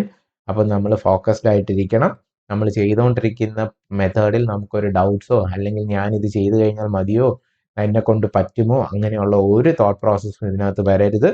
നമ്മൾ ഹാർഡ് വർക്ക് ചെയ്യുക, നമ്മുടെ മാക്സിമം എഫേർട്ട് നമ്മൾ ഇതിൽ ഇടുക, നമ്മൾ ചെയ്യുന്ന മെത്തേഡിൽ നമ്മൾ വിശ്വസിച്ച് അത് തന്നെ കണ്ടിന്യൂസ്ലി ഈ പറയുന്ന 6-7 മാസം നമ്മൾ നോട്ട്സ് എഴുതുക, പഠിക്കുക, പ്രോബ്ലം സോൾവ് ചെയ്യുക, എക്സ്ട്രാ മെറ്റീരിയൽസ് വേണമെങ്കിൽ നിങ്ങൾക്ക് റെഫർ ചെയ്യുക, ഡീറ്റെയിൽഡ് ആയിട്ട് എന്ത് പ്രൊവിഷൻ വേണമെങ്കിലും ഇതിനകത്ത് ചെയ്യുക in order to get a good grip on that subject. Okay, so അപ്പം ഹോപ്പ് നിങ്ങൾക്ക് ഞാൻ ഈ പറഞ്ഞ കാര്യങ്ങളെല്ലാം വളരെ ക്ലിയർ ആയിട്ടുണ്ടാവും. അപ്പോൾ നമുക്ക് ഒട്ടും ലേറ്റ് ആക്കാണ്ട് തന്നെ നമ്മുടെ ഓരോ ലെക്ചർ സീരീസിലോട്ട് പോവാം. അപ്പോൾ അതിൽ നമ്മൾ പറഞ്ഞ ഷെഡ്യൂൾ അനുസരിച്ച് we are going to start with ഏതാണ്? Production engineering. പ്രൊഡക്ഷൻ എഞ്ചിനീയറിംഗിലെ ഫസ്റ്റ് ടോപ്പിക്ക് നമ്മൾ എടുക്കുന്നത് കാസ്റ്റിംഗ് ആണ്. സോ നമുക്ക് കാസ്റ്റിംഗിന്റെ ക്ലാസ്സുമായിട്ട് സ്റ്റാർട്ട് ചെയ്യാം. ഓക്കെ, സോ നമ്മുടെ ഫസ്റ്റ് ടോപ്പിക്ക് നമുക്ക് സ്റ്റാർട്ട് ചെയ്യാം. അപ്പോൾ ഇതിൽ നമ്മൾ സ്റ്റാർട്ട് ചെയ്യുന്നത് വിത്ത് കാസ്റ്റിംഗ് ആണ്. കാസ്റ്റിംഗ് വളരെ സിമ്പിൾ ആയിട്ടുള്ള ഒരു ടോപ്പിക്കാണ്. ഇത് ഞാൻ എന്തുകൊണ്ട് സെലക്ട് ചെയ്തു എന്ന് പറഞ്ഞു കഴിഞ്ഞാൽ, നമ്മൾ കാസ്റ്റിംഗ് നിങ്ങൾ മാനുഫാക്ചറിങ് പ്രോസസ്സിലൊക്കെ ബിടെക്കിൽ പല സമയത്തായിട്ട് പഠിച്ചിട്ടുണ്ടാവും. ബട്ട് നമ്മൾ ആ പഠിച്ചതിൽ നിന്ന് ഗേറ്റ് പഠിക്കുമ്പോൾ എന്താണ് നമുക്ക് ഈ ഒരു ടോപ്പിക്കിൽ പോലും ഈവൻ വരുന്ന ഒരു ഡിഫറൻസ് എന്ന് നിങ്ങൾ മനസ്സിലാക്കിയിരിക്കണം. അപ്പോൾ അതിന് വേണ്ടിയിട്ടാണ് നമ്മൾ അവിടെ പഠിക്കുന്ന പല കാര്യങ്ങളും നമ്മൾ വിചാരിച്ച രീതിയിലല്ല എന്നുള്ളതിൻ്റെ ഒരു ക്ലാരിറ്റിയും കൂടെ നിങ്ങൾക്ക് ഈ ഒരു സെഷനിൽ നിന്ന് മനസ്സിലാക്കാൻ പറ്റുമെന്നാണ് ഞാൻ വിശ്വസിക്കുന്നത്. സോ നമുക്ക് അതിനെപ്പറ്റി എങ്ങനെയാണ് ആ ഒരു ചേഞ്ച് വരുന്നതെന്ന് മനസ്സിലാക്കാം. ഇവിടെ ഇപ്പം നമ്മൾ പാറ്റേൺ ആണ് ഫസ്റ്റ് പറയുന്നത്. അപ്പോൾ നിങ്ങൾക്കൊരു സിമ്പിളായിട്ടുള്ള ഒരു കാസ്റ്റിംഗ് അപ്രോച്ച് നോക്കിക്കഴിഞ്ഞാൽ മനസ്സിലാവും. ആദ്യം നമ്മൾ എന്താണ്, ഒരു മോൾഡിംഗ് ബോക്സ് എടുക്കും. എന്നിട്ട് ഇതിനകത്ത് നമ്മൾ ഒരു ഹാഫ് പാറ്റേൺ വയ്ക്കുന്നു. എന്നിട്ട് ഇതിന് ചുറ്റും നമ്മൾ എന്ത് ഫില്ല് ചെയ്യും? സാൻഡ് ഫില്ല് ചെയ്യും. ഇതിനെ വേറൊരു നമ്മളൊരു കോപ്പ് ബോക്സ് വയ്ക്കും. കോപ്പ് ബോക്സിൽ നമ്മൾ സെക്കൻഡ് ഹാഫ് വയ്ക്കുന്നു, ഒരു സ്പ്രൂ പിന്നും വയ്ക്കുന്നു, ഒരു റൈസറും വയ്ക്കുന്നു. അവിടെയും നമ്മൾ എന്ത് ഫില്ല് ചെയ്യുന്നു? സാൻഡ് ഫില്ല് ചെയ്യുന്നു. ഇവിടെ ഒരു പോറിംഗ് ബേസിൻ കട്ട് ചെയ്ത് കൊടുക്കുന്നു. ഇത്രയാണ് നമ്മൾ ബേസിക്കായിട്ട് എപ്പോഴും ഇതിനെ പറ്റി പഠിച്ചു വെച്ചിരിക്കുന്നത്. എന്നിട്ട് ഈ പറയുന്ന നമ്മുടെ സോളിഡ് ആയിട്ടിരിക്കുന്ന ഒബ്ജക്ട്സിനെ നമ്മൾ എടുത്ത് റിമൂവ് ചെയ്ത് കളയുന്നു. ഇവിടെ എല്ലാം ഹോൾസ് ക്രിയേറ്റ് ചെയ്യുന്നു. ദെൻ ഇതെല്ലാം ടൈറ്റായിട്ട് പ്ലേസ് ചെയ്ത് വെച്ച് കഴിഞ്ഞാൽ അതിൽ പോകാനായിട്ട് നമ്മൾ എയർ ഹോൾസ് അല്ലെങ്കിൽ വെൻസും കൂടി ഇട്ട് കഴിഞ്ഞാൽ നമുക്കുള്ള മെയിൻ ഏതൊക്കെയാണ് നമുക്ക് ക്യാവിറ്റീസ് വരുന്ന, ഒരു സ്പ്രൂ പിന്നിൻ്റെ ക്യാവിറ്റി ഉണ്ട്, റൈസറുണ്ട്, മോൾഡുണ്ട്. അപ്പോൾ ഞാൻ എല്ലാ സ്റ്റുഡൻസിനോടും ചോദിക്കുന്ന ഒരു ഫസ്റ്റ് ക്വസ്റ്റ്യൻ, എന്തിനാണ് നമ്മൾ റൈസർ യൂസ് ചെയ്യുന്നത്? അപ്പോൾ എനിക്ക് ഇമ്മീഡിയറ്റ്ലി കിട്ടുന്ന ആൻസർ എന്ന് പറയുന്നത് തന്നെ, ഈ റണ്ണറിൽ കൂടെ നമ്മൾ മോൾട്ടൺ മെറ്റൽ ഒഴിച്ച് ഇവിടെ ഇത് ഫില്ലായി, എന്നിട്ട് ഇത് ഇവിടെ നിന്ന് മേളിൽ കയറി ഇവിടെ എത്തുമ്പോൾ ഇവിടെ നിന്ന് നോക്കുന്ന ആൾക്ക് ക്ലിയർ ആയിട്ട് മനസ്സിലാവും ഇവിടെ എന്ത് ഫില്ലായിട്ടുണ്ടെന്ന്. നമ്മളത് അങ്ങനെ നമ്മുടെ മോൾഡ് ക്യാവിറ്റി ഫില്ലായോ ഇല്ലയോ എന്ന് ചെക്ക് ചെയ്യാൻ യൂസ് ചെയ്യുന്ന ഒരു ഡിവൈസാണ് റൈസർ എന്നാണ് എനിക്ക് കിട്ടുന്ന ആൻസർ. പക്ഷെ അത് ഇറ്റ്സെൽഫാണ് തെറ്റെന്ന് പറയുന്ന കാര്യം. ബ്ലൈൻഡ് റൈസേഴ്സ് ഉണ്ട്. അപ്പോൾ ഈ റൈസറിൻ്റെ മെയിൻ ഉദ്ദേശം എന്താണ്? കുറേ പേർക്ക് അറിയായിരിക്കും, ചിലർ എന്നോട് കറക്റ്റ് ആൻസറും പറഞ്ഞിട്ടുണ്ട്. But the actual purpose of riser എന്ന് പറയുന്നത് തന്നെ നമ്മുടെ ഈ മോൾഡ് ക്യാവിറ്റിക്ക് അകത്ത് ഒഴിച്ചു കൊടുക്കുന്ന മോൾട്ടൺ മെറ്റൽ സോളിഡിഫൈ ആകുമ്പോൾ ചേഞ്ച് ഓഫ് ഷേപ്പ് വരുന്നു, അത് ചെറുതാവുന്നു. അപ്പോൾ ഈ ചെറുതാവുമ്പം നമ്മളിപ്പം ഇവിടെ ഫില്ല് ചെയ്തിരിക്കുന്ന പാറ്റേൺ ഉണ്ട്. ഈ പാറ്റേൺ ഫില്ലായിട്ടിരിക്കുന്ന ചെറുതാകുമ്പോൾ നമുക്ക് ആ വേണ്ട സൈസ് കിട്ടുമോ? It will be very small in size. അല്ലെങ്കിൽ നമ്മൾ ഉദ്ദേശിച്ച നമുക്ക് വേണ്ട സൈസിനെ കാട്ടിയും ചെറുതായി പോകുന്നു. ചെറുതായി കഴിഞ്ഞാൽ നമുക്ക് അതുകൊണ്ട് പർപ്പസ് ഉണ്ടോ? അപ്പം ഇത് ചെറുതായാലും നമുക്ക് ഈ വരുന്ന ലിക്വിഡ് ശ്രിങ്കേജസിനെ അവോയ്ഡ് ചെയ്യാനാണ് ഈ റൈസർ ഇരിക്കുന്നത്. സോ റൈസറിൽ നിന്ന് എന്ത് ചെയ്യും? മോൾട്ടൺ മെറ്റൽ തിരിച്ചിവിടെ ഒന്ന് ഫില്ലായി അതൊരു റിസർവോയർ ആയിട്ട് ആക്ട് ചെയ്യും. നമ്മുടെ റൈസർ ഒരു റിസർവോയറിൻ്റെ ഒരു പർപ്പസാണ് ചെയ്യുന്നത്. ക്ലിയർ ആണോ? അപ്പോൾ റൈസറിൽ നിന്ന് ഇവിടെ വന്ന് ഇത് ഫില്ലാവും. അപ്പോൾ അനദർ ക്വസ്റ്റ്യൻ, റൈസറും പാറ്റേണും ഒരുമിച്ചല്ലേ സോളിഡിഫൈ ആവുന്നത്? അപ്പം റൈസർ ആദ്യം സോളിഡ് ആയാലോ? അപ്പം ഇവിടെ ഇരിക്കുന്നത് സോളിഡ് ആയി കഴിഞ്ഞാൽ പിന്നെ ഇവിടെ സോളിഡ് ആകുമ്പോഴേക്കും ഇതിന് കൊടുക്കാനുള്ള ഓപ്ഷൻ ഉണ്ടോ? അപ്പോൾ അവിടെ time of solidification is important. That is time of solidification of riser should be greater than time of solidification of the cast. അതായത് ഇവിടുത്തെ ഇത് സോളിഡ് ആവുന്നതിന് മുന്നേ ഒരിക്കലും റൈസർ സോളിഡ് ആവാൻ പാടില്ല. ആ കാൽക്കുലേഷനാണ് ഗേറ്റിന് ഏറ്റവും ഇമ്പോർട്ടൻ്റ്. അതിൻ്റെ ഇക്വേഷൻ നിങ്ങൾക്കറിയോ? അതിൻ്റെ ടൈം ഫോർ സോളിഡിഫിക്കേഷൻ എങ്ങനെ കണ്ടുപിടിക്കണമെന്നുള്ള ഒരു മെത്തേഡ് നിങ്ങൾക്കറിയോ? അപ്പോൾ ഇതൊക്കെയാണ് നമ്മൾ ഗേറ്റിന് പഠിക്കേണ്ടതും ബിടെക്കിന് നമ്മൾ പഠിക്കാത്തതുമായിട്ടുള്ള കാര്യം. അപ്പോൾ ഈ ഒരു കോഴ്സ് കഴിയുന്ന സമയത്ത് കാസ്റ്റിങ്ങിൽ നിങ്ങൾ മെയിനായിട്ട് പഠിക്കേണ്ടതും ഈ ഏരിയാസാണ്. ഓൾറൈറ്റ്, സോ നമുക്ക് ബേസിക്കായിട്ട് പഠിച്ചു പോവാം. First will start with pattern making. Pattern നമുക്കറിയാം, ഒരു മോൾഡ് ക്യാവിറ്റി ഉണ്ടാക്കാൻ നമ്മൾ ഇൻസേർട്ട് ചെയ്യുന്ന ഒരു ഷേപ്പിനെയാണ് പാറ്റേൺ എന്ന് പറയുന്നത്. അപ്പോൾ നമുക്കിപ്പോൾ ഒരു പാറ്റേൺ നമുക്ക് വേണ്ടത് കാസ്റ്റ് എന്ന് പറയുന്നതാണ് നമ്മൾ ഉണ്ടാക്കി ഫൈനലി എടുക്കുന്ന ഔട്ട്പുട്ട്. നമ്മൾ അതിനു വേണ്ടി യൂസ് ചെയ്യുന്ന ഒരു ഷേപ്പിനെയാണ് നമ്മൾ എന്തെന്ന് പറയുന്നത്, പാറ്റേൺ എന്ന് പറയുന്നത്. അപ്പോൾ ഇപ്പോൾ സപ്പോസ് നമുക്ക് ഈ ഒരു ഡയമെൻഷനുള്ള ഒരു കാസ്റ്റ് ഔട്ട്പുട്ട് വേണമെങ്കിൽ 50 mm. അപ്പോൾ അതിന് എത്ര ഉള്ള ഒരു പാറ്റേൺ നമ്മൾ വെക്കണം, കൂടുതൽ വെക്കണമോ കുറവ് വെക്കണമോ എന്ന് തീരുമാനിക്കുന്നതാണ് ഈ പറഞ്ഞ അലവൻസസ്. അതായത് 50 mm ഉള്ള ഒരു കാസ്റ്റ് സൈസ് കിട്ടാനായി നമ്മൾ എത്ര സൈസുള്ള ഒരു പാറ്റേൺ ഡിസൈൻ ചെയ്യണം, അതിൻ്റെ സൈസ് ഷേപ്പ് എന്തായിരിക്കണം എന്നെല്ലാം ഫൈനലി ഡിസൈഡ് ചെയ്യുന്ന ഒരു പാരാമീറ്ററിനെയാണ് നമ്മൾ എന്തെന്ന് പറയുന്നത്, അലവൻസസ് എന്ന് പറയുന്നത്. അപ്പോൾ ഇതിനകത്ത് വേരിയസ് ടൈപ്സ് ഓഫ് അലവൻസസ് ഉണ്ട്. ഷ്രിങ്കേജ് ഉണ്ട്, മെഷീനിങ് ഉണ്ട്, ഡ്രാഫ്റ്റ് ഉണ്ട്, ഷെയ്ക്ക് ഉണ്ട്, ഡിസ്റ്റോർഷൻ ഉണ്ട്. ഓരോന്നും എന്താണെന്ന് നോക്കാം. അപ്പം ഷ്രിങ്കേജ് അലവൻസസ് 2 ടൈപ്പ് ഉണ്ട്. ലിക്വിഡ് ഷ്രിങ്കേജും ഉണ്ട്, പിന്നെ എന്തുകൊണ്ട് സോളിഡ് ഷ്രിങ്കേജും ഉണ്ട്. സോളിഡും ഷ്രിങ്കേജും ഉണ്ട്, ലിക്വിഡിലും ഷ്രിങ്കേജും ഉണ്ട്. ഓക്കെ, അപ്പോൾ ഇതിൽ ലിക്വിഡ് ഷ്രിങ്കേജ് എന്ന് പറയുന്നത് ഞാനിപ്പോൾ പറഞ്ഞു, നമ്മുടെ ഈ ഫസ്റ്റ് നമ്മൾ മോൾട്ടൺ മെറ്റൽ ഒഴിച്ചു കൊടുക്കുന്നത് എത്ര ഡിഗ്രി ടെമ്പറേച്ചറിലാണെന്ന് നമ്മൾ പറഞ്ഞു. ഒരു ലിക്വിഡ് ആക്കണം. ഇപ്പോൾ നമ്മൾ സ്റ്റീലിൻ്റെ ആണ് ടെമ്പറേച്ചർ നോക്കിക്കഴിഞ്ഞാൽ സ്റ്റീലിൻ്റെ ടെമ്പറേച്ചർ എത്ര ഡിഗ്രിയിലായിരിക്കും വരുന്നത്, നമ്മൾ ഒഴിച്ചു കൊടുക്കുന്ന liquid molten metal, it will be very high temperature. Nearly നമ്മുടെ ഒരു അയൺ കാർബൺ ഡയഗ്രാം ഒക്കെ നിങ്ങൾ പഠിച്ചപ്പോൾ കണ്ടിട്ടുണ്ടായിരുന്നു. നമ്മുടെ അയൺ മെൽറ്റ് ചെയ്യുന്ന ടെമ്പറേച്ചർ തന്നെ 1500 ഡിഗ്രി സെൽഷ്യസിലാണ് ഇത് ലിക്വിഡ് സ്റ്റേറ്റിൽ ഇരിക്കുന്നത്. അപ്പോൾ ആ ടെമ്പറേച്ചറിനെ നമുക്ക് എന്ത് ടെമ്പറേച്ചർ എന്ന് പറയാം, we can call it as pouring temperature. അതായത് നമ്മുടെ ലിക്വിഡാക്കി മോൾട്ടൺ മെറ്റലായിട്ട് നമ്മൾ അയണിനെ ഒഴിക്കുന്ന ടെമ്പറേച്ചർ എത്രയാണ്, 1500 ഡിഗ്രി സെൽഷ്യസ് ആണെന്ന് വിചാരിക്കുക. ഇത് ഫ്രീസിങ് ടെമ്പറേച്ചറിലോട്ട് എത്തണം. ദാറ്റ് മീൻസ് ഇപ്പം നിങ്ങളുടെ ഒരു കൺസെപ്റ്റ് മനസ്സിലാക്കാനായിട്ട് വെള്ളത്തിൻ്റെ കാര്യം ആലോചിക്കുക. വെള്ളം ഐസ് ആവുന്ന എത്ര ഡിഗ്രിയിലാണ്, 0 ഡിഗ്രിയിലാണ് വാട്ടർ എന്തിലോട്ട് മാറുന്നത്, ഐസായിട്ട് മാറുന്നത്. ക്ലിയർ ആണോ? അപ്പോൾ വാട്ടറിന് നമ്മൾ 0 ഡിഗ്രി ഐസ്, അത് അതിൻ്റെ സോളിഡ് സ്റ്റേറ്റ് ആണ്. അപ്പോൾ 0 ഡിഗ്രി തന്നെ 2 ഫേസില്ലേ, ഇതിന് ലിക്വിഡ് ഫേസും ഉണ്ട് സോളിഡ് ഫേസും ഉണ്ട്. സെയിം വേ ഇവിടെയും ലിക്വിഡായിട്ടിരിക്കും, പിന്നെ അത് എന്തും ആവും, സോളിഡും ആവും. അപ്പോൾ 1500 ഡിഗ്രിയിൽ നിന്ന് അതിൻ്റെ ഇപ്പം വെള്ളം ഇരിക്കുന്നത് 4 ഡിഗ്രിയാണ്, അതുപോലെയാണ് ഈ ഇരിക്കുന്ന 1500 ഡിഗ്രി.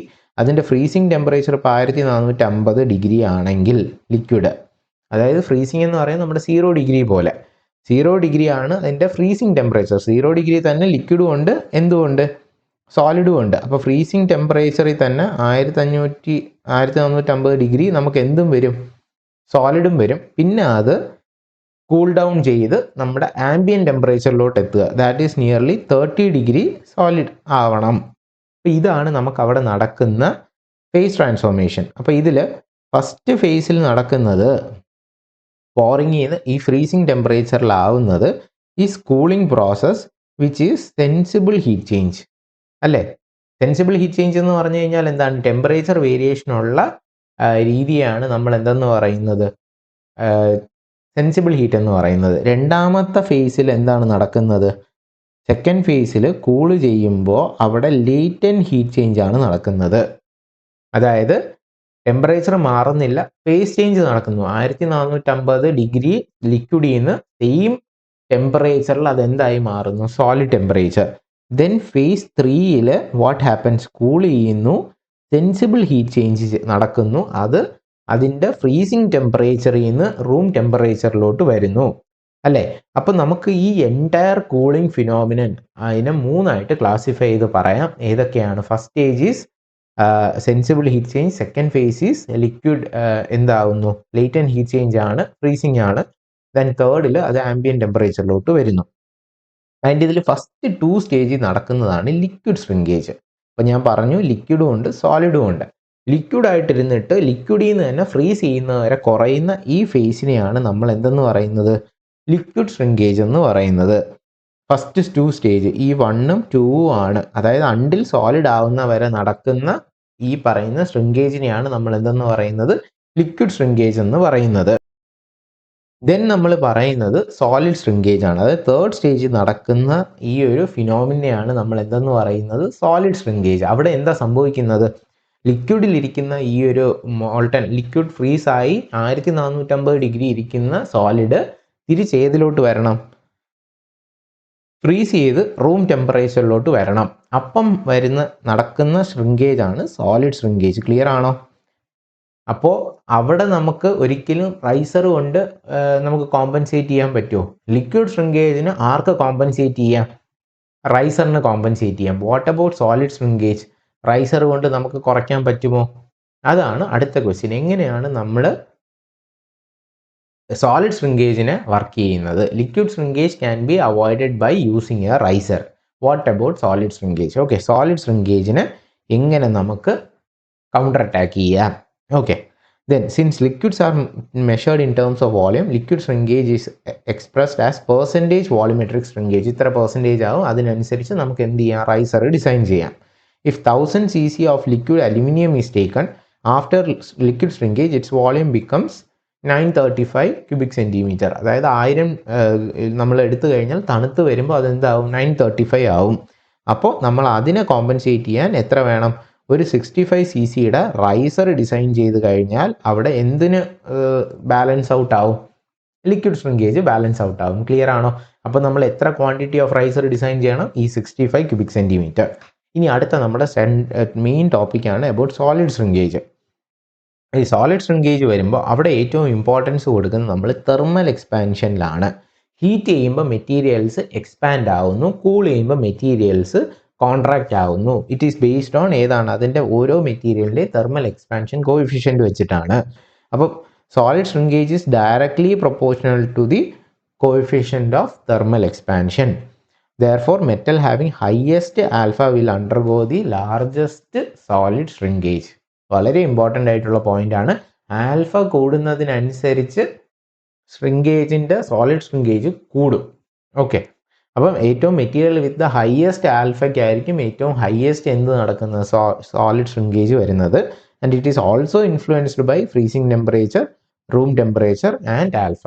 അപ്പോൾ ചിലപ്പോൾ ഓപ്ഷൻസിൽ ഈ 4 തരും, ABC എന്നൊക്കെ പറഞ്ഞു തരും. അത് ഏതിനെയും ഡിറ്റർമിൻ ചെയ്യും. കാര്യം എത്രത്തോളം നമ്മൾ ഹീറ്റ് ചെയ്യുന്നോ അവിടെ നിന്ന് തണുക്കുമ്പോൾ അത്രത്തോളം എന്ത് വരും? ശ്രിങ്കേജ് വരും. നമ്മളിപ്പോൾ 31 ഡിഗ്രിയിൽ നിന്ന് 30 ആക്കുമ്പോൾ ഉള്ള എന്താണ് ശ്രിങ്കേജ് ആയിരിക്കില്ല 100 ഡിഗ്രിയിൽ നിന്ന് 30 ഡിഗ്രി ആക്കുമ്പോൾ. അപ്പോൾ ആസ് ടെമ്പറേച്ചർ ഇൻക്രീസ് ആ ഡിഫറൻസ് വരുമ്പോൾ ഡെൽറ്റ ടി വരുമ്പോൾ ദാറ്റ് ഓൾസോ ഇൻഫ്ലുവൻസ് ദി എന്താണ് സോളിഡ് ശ്രിങ്കേജിൻ്റെ ഇമ്പാക്റ്റ്. അപ്പോൾ ഇതിൽ വേറൊരു ഇൻട്രസ്റ്റിംഗ് ഒരു സിറ്റുവേഷൻ അറിഞ്ഞിരിക്കുക. For platinum iridium alloys, this alpha value is approximately 0. അതായത് നമുക്ക് നിങ്ങൾക്കൊരു ഈസി ഒരു എക്സാമ്പിൾ വെച്ച് ഞാനത് പറഞ്ഞു തരാം. നമ്മളിപ്പോൾ ഒരു കയ്യിൽ യൂസ് ചെയ്യുന്ന സ്കെയില്, നിങ്ങൾ യൂസ് ചെയ്യുന്ന സ്റ്റീൽ റൂൾ ആണെങ്കിൽ അത് ഈ ആൽഫയ്ക്ക് ചൂടാവുന്നതിനനുസരിച്ച് സ്കെയിലിൻ്റെ ലെങ്ത് കൂടുകയും കുറയുകയും ചെയ്യുമ്പോൾ നമ്മുടെ മെഷർമെൻറ്റ് തെറ്റില്ലേ? അപ്പം ഈ 10 സെൻറ്റിമീറ്റർ എന്ന് പറഞ്ഞ് നമുക്ക് എപ്പോഴും ഒരു 10 സെൻറ്റിമീറ്റർ ഇത്രയാണ് എന്ന് പറഞ്ഞ് നമുക്കൊരു റെഫറൻസ് വേണം, ആക്യുറേറ്റ് റെഫറൻസ്. അപ്പം ഈ റെഫറൻസ് നമ്മുടെ ഈ മെഷർമെൻറ്റ്സിൻ്റെ ഹെഡ് ക്വാർട്ടേഴ്സ് എല്ലാ രാജ്യത്തും ഉണ്ട്.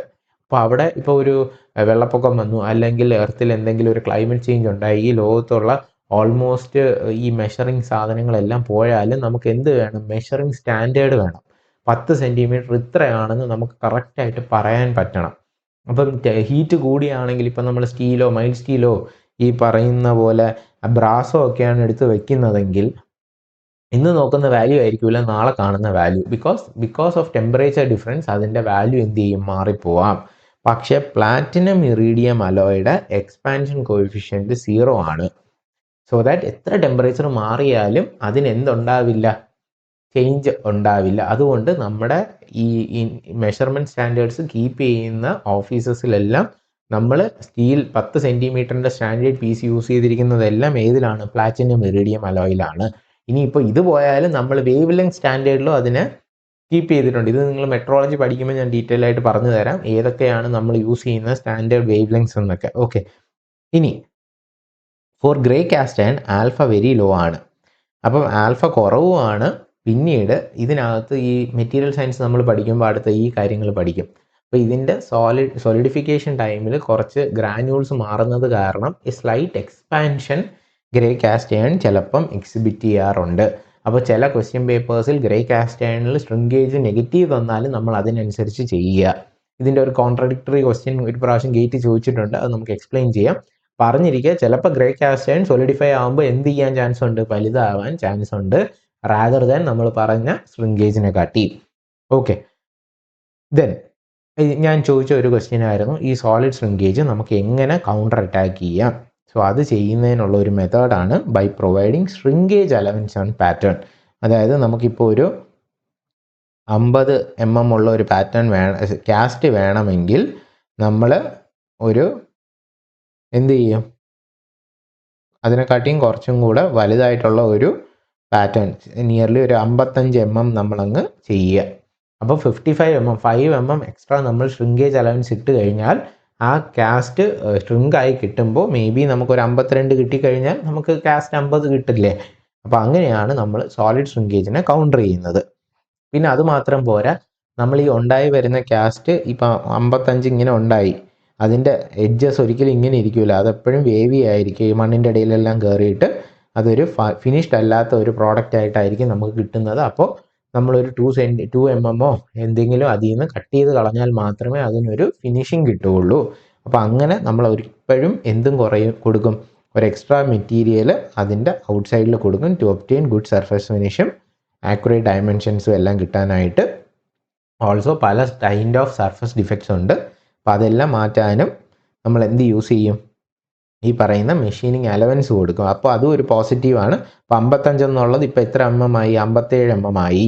നമുക്ക് 50 mm ഉള്ള ഒരു കാസ്റ്റ് കിട്ടണമെങ്കിൽ അതിൻ്റെ പാറ്റേൺ സൈസ് എത്ര ആയിരിക്കണം, ശ്രിങ്കേജ് അലവൻസ് കൊടുക്കണം, പിന്നെ എന്തും കൊടുക്കണം, ഇപ്പോൾ മെഷീനിങ് അലവൻസും ആയി. ഇനി അടുത്ത അലവൻസ് ഏതാണ് നമ്മൾ കൊടുക്കേണ്ടത്, it is called draft allowance. Draft എന്ന് പറയുന്നത് നമ്മളിപ്പോൾ ആക്ച്വൽ കാസ്റ്റിംഗ് ഇതുപോലെയാണ് ഇരിക്കുന്നതെങ്കിൽ ഇതിനെ നമുക്ക് വലിച്ചെടുക്കുന്ന സമയത്ത് സാൻഡ് കാസ്റ്റിങ്ങിൻ്റെ എഡ്ജസ് ഒക്കെ പൊട്ടിപ്പോകാൻ ചാൻസ് ഉണ്ട്, ഡയമെൻഷൻ ടോളറൻസും സ്മൂത്ത്നെസ്സും ഒക്കെ പോകാനും ചാൻസ് ഉണ്ട്.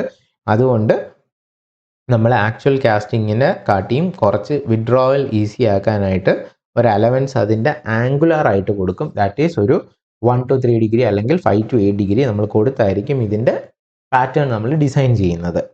ഇനി ഷെയ്ക്ക് അലവൻസ് എന്ന് പറയുന്ന ഒരു നെഗറ്റീവ് അലവൻസ് ആണ്. അതായത് നമ്മളിത് കുലുക്കിയല്ല എടുക്കുന്നത്, അപ്പോൾ ഈ നമ്മുടെ ക്യാവിറ്റി ഒന്ന് ഇൻക്രീസ് ചെയ്യാൻ ചാൻസ് ഉണ്ട്. അപ്പോൾ അത്രയും മെറ്റീരിയൽ നമ്മളെ വെറുതെ മോൾട്ടൺ മെറ്റൽ ഒഴിച്ച് വേസ്റ്റ് ചെയ്യേണ്ട കാര്യമില്ല, അത് വേറൊരു പീസ് ഉണ്ടാക്കാനായിട്ട് നമുക്ക് അത്രയും യൂസ് ചെയ്യാം. ഇതെല്ലാം കട്ട് ചെയ്ത് കളയേണ്ടതാണ്. പിന്നെ ഇത്രയും കഷ്ടപ്പെട്ട് നമ്മൾ ഹീറ്റ് ചെയ്ത് ലിക്വിഡ് മോൾട്ടനൈസ് ചെയ്ത് വെച്ചിരിക്കുന്നതുകൊണ്ട് അതും ആവശ്യമില്ലാതെ ചിലവാക്കാൻ പാടില്ല. സോ ദാറ്റ് ഈ നെഗറ്റീവ് അലവൻസ് നമ്മളവിടെ കൺസിഡർ ചെയ്യണം. Then comes distortion allowance. Distortion allowance എന്ന് പറയുന്നത് നമ്മൾ ഈ വി ഷേപ്ഡ് കാസ്റ്റിങ്സ് ഒക്കെ ചെയ്യുന്ന സമയത്ത്, ഇപ്പോൾ സപ്പോസ് ഇതാണ് നമ്മുടെ കിട്ടേണ്ട കാസ്റ്റിംഗ്, നമ്മൾ ഇതേ കാസ്റ്റിംഗ് ഈ ഷേപ്പിൽ ഉണ്ടാക്കി കഴിഞ്ഞാൽ വാട്ട് വിൽ ഹാപ്പൻ, ഇത് ഷ്രിങ്കായി വരുന്ന സമയത്ത് ഇതിന് ഒരു വെളിയിലോട്ട് ഇങ്ങനെ ആർച്ച് ചെയ്ത് പോകാൻ ചാൻസ് കൂടുതലാണ്. അപ്പോൾ നമ്മൾ എന്ത് ചെയ്യണം, അകത്തോട്ടൊരു ഇൻക്ലിനേഷൻ നമ്മൾ കൊടുക്കുക. അപ്പോൾ to compensate for this distortion, a distortion allowance is provided in the pattern. This is intentionally made with an opposite curvature. അപ്പം ഇത് കിട്ടാനായിട്ട് നമ്മൾ എന്ത് ചെയ്യണം, അകത്തോട്ട് ഒരു കർവേച്ചർ കൊടുത്ത് ചെയ്ത് കഴിഞ്ഞാൽ നമുക്ക് കിട്ടുന്നത് ഈ പ്രോഡക്റ്റ് ആയിരിക്കും. ഇഫ് നോട്ട്, ഇതുപോലെയാണ് നമ്മൾ ഡിസൈൻ ചെയ്ത് വെച്ച് കഴിഞ്ഞാൽ നമുക്ക് ചിലപ്പോൾ കിട്ടുന്നതിന് ഔട്ട്സൈഡായിട്ട് ഒരു കർവേച്ചർ വരാം. അങ്ങനെ നമ്മൾ എല്ലാ കാസ്റ്റിങ്സിനും കൊടുക്കാതെ സെപ്പറേറ്റ് ആയിട്ട് ഇതുപോലുള്ള കാസ്റ്റിങ്സിൽ, യു ഷേപ്ഡ് കാസ്റ്റിങ്സിൽ കൊടുക്കുന്ന അലവൻസിനെയാണ് ഡിസ്റ്റോർഷൻ അലവൻസ് എന്ന് പറയുന്നത്. ഓക്കെ, ഇനി നമുക്ക് ശ്രിങ്കേജ് അലവൻസിൻ്റെ എപ്പോഴും ചോദിക്കുന്ന ഒരു പ്രീവിയസ് ഇയർ ഗേറ്റ് ക്വസ്റ്റ്യൻ നോക്കാം. ഇത് PYQ ആണ്, ഗേറ്റിൻ്റെ ചോദിച്ചിരിക്കുന്ന അതേ സെയിം ക്വസ്റ്റ്യൻ ആണ്. ഓക്കെ, ഇതിൻ്റെ ആൻസർ എന്ത് കിട്ടുമെന്ന് നോക്കിയേ. സിലിണ്ട്രിക്കൽ, നിങ്ങൾക്കൊരു പെന്നും പേപ്പറും ഉണ്ടെങ്കിൽ ഇപ്പോൾ തന്നെ നിങ്ങൾ തന്നെ കൂടെ ഒന്ന് ചെയ്ത് നോക്കുക കേട്ടോ. എല്ലാവരും ഒരു പെന്നും പേപ്പറും എടുത്തിട്ട് ഇതിൻ്റെ കറക്റ്റ് ആൻസർ എന്ത് വരുന്നു എന്ന് നോക്കിയേ. നമുക്ക് എന്നിട്ട് കറക്റ്റ് ആൻസർ ഡിസ്കസ് ചെയ്യാം. ഓക്കെ, ഞാൻ ക്വസ്റ്റ്യൻ പറഞ്ഞു തരാം. ഒരു cylindrical cast of diameter 200 mm and length 500 mm, സിലിണ്ട്രിക്കലായിട്ടിരിക്കുന്ന ഒരു കാസ്റ്റ്. ഓക്കെ, ഇതാണ് അതിൻ്റെ ഷേപ്പ്. ഇത് ഹൈറ്റ് നമുക്ക് കിട്ടേണ്ട എന്താണ്, 500 mm ആൻഡ് ഡയമീറ്റർ എത്രയാണ്, 200 mm. ഇതാണ് നമുക്ക് കിട്ടേണ്ട ഒബ്ജക്റ്റ്. അപ്പോൾ ഇതിനായിട്ട് അവർ ക്വസ്റ്റ്യനിൽ പറഞ്ഞിരിക്കുന്ന shrinkage allowance 2%, machining allowance 2 mm per സൈഡുമാണ് കൊടുക്കാൻ പറഞ്ഞിരിക്കുന്നത്. നമുക്ക് പാറ്റേൺ ഡയമെൻഷൻ എത്രയായിരിക്കണം? ഇത് കാസ്റ്റിനാണ് കിട്ടേണ്ടത്, നമുക്കിതാണ്. അപ്പം നമ്മൾ യൂസ് ചെയ്യുന്ന പാറ്റേണിൻ്റെ ഈ സൈസും എത്രയാണ് ചെയ്യേണ്ടത്? ഇതാണ് ക്വസ്റ്റ്യൻ. ഓക്കെ, നമ്മൾ എങ്ങനെ ചെയ്യും? നിങ്ങളൊന്ന് അറ്റംപ്റ്റ് ചെയ്ത് നോക്കുക. ഇതെങ്ങനെയായിരിക്കും? നമുക്ക് ഡയമീറ്റർ ഓഫ് പാറ്റേണും ലെങ്ത് ഓഫ് പാറ്റേണും കണ്ടുപിടിക്കണം. ഈ സർഫസ് അലവൻസും അറിയാം, ഷ്രിങ്കേജ് അലവൻസും അറിയാം, മെഷീനിങ് അലവൻസും നമുക്ക് ക്വസ്റ്റ്യനിൽ തന്നിട്ടുണ്ട്. ഇത് രണ്ട് യൂസ് ചെയ്ത് എങ്ങനെ ഡയമീറ്റർ ഓഫ് പാറ്റേണും ലെങ്ത് ഓഫ് പാറ്റേണും കണ്ടുപിടിക്കും? ആർക്കെങ്കിലും ആൻസർ കിട്ടുന്നുണ്ടോ? ശ്രദ്ധിക്കുക, ഇതല്ലേ നമ്മുടെ ബേസ് പാറ്റേൺ. ഡയമീറ്റർ ആദ്യം നോക്കാം. 200 പ്ലസ് നമ്മൾ ഷ്രിങ്കേജ് അലവൻസ് കൊടുക്കാം. ഷ്രിങ്കേജ് അലവൻസ് എത്രയാണ്? 200 ഇൻറ്റു 2/100 പ്ലസ് നമ്മൾ ഡയമീറ്ററിന് കൊടുക്കേണ്ടത് എത്രയാണ്? ഓരോ സൈഡും 2. അപ്പോൾ ടോട്ടൽ എത്ര കൊടുക്കണം? 4 കൊടുക്കണം. നമ്മൾ ഇങ്ങനെയായിരിക്കും പലരും ചെയ്യുന്നത്, പക്ഷേ ഇത് തെറ്റാണ്. കാര്യം നമ്മൾ 200 എടുത്തിട്ട് അതിന് ഒരു 2ന് എന്തല്ല കൊടുക്കാൻ? ആ ടോട്ടൽ 200 ഉള്ളതിന് ഒരു ഷ്രിങ്കേജ് അലവൻസ് അല്ല കൊടുക്കാൻ. Okay, 1 second. അപ്പം DP നമ്മൾ 200 എന്ത് കൊടുക്കാൻ? ഈ പറയുന്ന ഷ്രിങ്കേജ് അലവൻസ്. ചിലർ ഡയറക്റ്റ്ലി ഈ 200 അവിടെ ഇട്ടിട്ട് 200ന് ഒരു ഷ്രിങ്കേജ് അലവൻസ് കൊടുത്ത് സോൾവ് ചെയ്ത് നമ്മൾ മെഷീനിങ് അലവൻസിന് എന്ത് കൊടുക്കില്ല? ഷ്രിങ്കേജ് അലവൻസ് കൊടുക്കാണ്ട് ചെയ്യാം. ആദ്യം ഷ്രിങ്കേജ് അലവൻസ് ഈ എൻറ്റയർ ബേസ് 200ന് കൊടുത്തിട്ട് മെഷീനിങ് അലവൻസിൻ്റെ 4ന് നമ്മൾ ഷ്രിങ്കേജ് കൊടുക്കില്ല. ബിക്കോസ് ഈ 4 mm നമുക്ക് വേണ്ടതും നമ്മൾ എക്സ്ട്രാ കൊടുക്കുന്ന മെറ്റീരിയൽ എന്താവാൻ ചാൻസ് ഉണ്ട്? ഷ്രിങ്ക് ആവാൻ ചാൻസ് ഉണ്ട്. അപ്പം ഏതിനും ഷ്രിങ്കേജ് അലവൻസ് കൊടുക്കണം. നമ്മൾ ആ 4 mm എക്സ്ട്രാ കൊടുക്കുന്നതിനും കൊടുക്കണം. അപ്പം നമ്മൾ ചെയ്യേണ്ടത്, പാറ്റേൺ ചെയ്യുമ്പോൾ ആദ്യം നമ്മൾ ഈ 200ൻ്റെ കൂടെ എന്ത് ആഡ് ചെയ്യണം? നമ്മുടെ മെഷീനിങ് അലവൻസ് ആദ്യം ആഡ് ചെയ്തിട്ട് ദെൻ ഫോർ മെഷീനിങ് അലവൻസ് ആണ് നമ്മൾ എന്ത് കൊടുക്കാൻ? മെഷീനിങ് അലവൻസിനും കൂടെ ചേർത്തിട്ട് വേണം 2% ഓഫ് 204 ആണ് ടോട്ടലായിട്ട് കൊടുക്കാൻ. So the answer is 204 plus 2% of 204. അപ്പം നമുക്ക് ആൻസർ കിട്ടുമ്പോൾ 208.08 mm എന്ന് കിട്ടും. ഓക്കെ, ദെൻ നമുക്ക് ലെങ്ത് ഓഫ് പാറ്റേൺ കണ്ടുപിടിക്കുമ്പോൾ ലെങ്ത് ഇപ്പോൾ എത്രയായിരുന്നു? 500. രണ്ട് സൈഡിലോട്ടും പോകുമ്പോൾ 500 പ്ലസ് 4 വരും. ദെൻ 2% ഓഫ് അതിൻ്റെ 504ൻ്റെ കണ്ടുപിടിക്കണം. സോ നിയർലി 514.08 mm എന്ന് കിട്ടും. ക്ലിയർ ആണോ? അപ്പോൾ ഇങ്ങനെ ഒരു ക്വസ്റ്റ്യൻ സ്ഥിരമായിട്ട് ഗേറ്റിന് റിപ്പീറ്റ് ചെയ്ത് ചോദിക്കുന്നതാണ്. ഏത് കണ്ടുപിടിക്കാൻ? നമ്മുടെ ഡയമീറ്റർ ഓഫ് പാറ്റേണും ലെങ്ത് ഓഫ് പാറ്റേണും. ഇഫ് നമുക്ക് ഏതൊക്കെ ക്വസ്റ്റ്യന് തന്നിട്ടുണ്ടെങ്കിൽ ഷ്രിങ്കേജ് അലവൻസും നമ്മുടെ മെഷീനിങ് അലവൻസും തരുന്ന ക്വസ്റ്റ്യൻസിൽ. ഓക്കെ, ഇനി നമുക്ക് രണ്ടാമത്തെ ക്വസ്റ്റ്യൻ നോക്കാം. ഇതിൽ കണ്ടോ, ഇതൊരു ഇച്ചിരി ട്വിസ്റ്റായിട്ട് ഞാൻ പറഞ്ഞ ക്വസ്റ്റ്യൻ ആണ്. ഇതൊരു കോൺട്രവേഴ്ഷ്യൽ ക്വസ്റ്റ്യൻ ആയിരുന്നു. ഒരു പ്രാവശ്യം ചോദിച്ചിട്ടുണ്ട്. ക്വസ്റ്റ്യന് തന്നിരുന്നത് എന്താണ്? Grey cast iron blocks. അപ്പോൾ പാറ്റേണിൻ്റെ ലെങ്ത് എത്രയാണ്? Grey cast iron box are to be cast. അതിൻ്റെ കാസ്റ്റിൻ്റെ ഡയമെൻഷൻസ് ആണ് തന്നിരിക്കുന്നത് ഇൻ സാൻഡ് മോൾഡ്. അപ്പം നമുക്ക് കിട്ടേണ്ട കാസ്റ്റിൻ്റെ വോളിയം എത്രയാണ്? 200 ഇൻറ്റു 100 ഇൻറ്റു 10 mm അല്ലേ? mm³ കിട്ടും. ഷ്രിങ്കേജ് അലവൻസ് എത്രയായിട്ട് തന്നിട്ടുണ്ട്? Shrinkage allowance is given as 1%. നമ്മളോട് ചോദിച്ചിരിക്കുന്നത് volume of pattern to that of casting എത്രയാണ്? അതിൻ്റെ ഓപ്ഷൻസും ക്വസ്റ്റ്യനിൽ തന്നിട്ടുണ്ട്. അപ്പോൾ ഇതിൽ ഏതാണ് കറക്റ്റ് ആൻസർ? അപ്പോൾ നമ്മൾ ഓരോ ഡയമെൻഷനും, ഇവിടെ മെഷീനിങ് അലവൻസിൻ്റെ കാര്യമൊന്നും പറയുന്നില്ല, കാസ്റ്റിൻ്റെ ഓരോ ഡയമെൻഷനും എത്ര ആയിരിക്കണം എന്നാണ് ക്വസ്റ്റ്യനിൽ ചോദിച്ചിരിക്കുന്നത്. പാറ്റേൺ എത്രയായിരിക്കണം? കാസ്റ്റിൻ്റെ സൈസ് എന്തായിരിക്കണം? ശ്രദ്ധിക്കുക, ഇവിടെ പാറ്റേൺ എന്ന് പറയുമ്പോൾ നമുക്ക് ഓരോ ഡയമെൻഷനിലും, since this is given as grey cast iron ആണ്, ഇവിടെ ഷ്രിങ്കേജ് അലവൻസ് 1 ഞാൻ പറഞ്ഞു +1 എന്ന് പറയുന്നില്ല. അപ്പം ഇതെന്താണ്? പോസിറ്റീവ് ഷ്രിങ്കേജ് അലവൻസ് നമ്മൾ കൊടുക്കണം എന്ന് നിർബന്ധമില്ല. Because the question is of ഏതാണ്? Grey cast iron. Grey cast iron എന്ത് കാണിക്കുന്ന ഒരു മെറ്റീരിയലാണ്? സോളിഡിഫൈ ആകുമ്പോൾ എക്സ്പാൻഡ് ആവുന്ന മെറ്റീരിയലാണ്, വലുതാവും. അപ്പം നമ്മൾ ഉണ്ടാക്കുന്ന പാറ്റേൺ എന്ത് ചെയ്താൽ മതി? ലോവർ ഇൻ സൈസ് ചെയ്താൽ മതി. സോ നമുക്ക് എന്ത് കിട്ടും?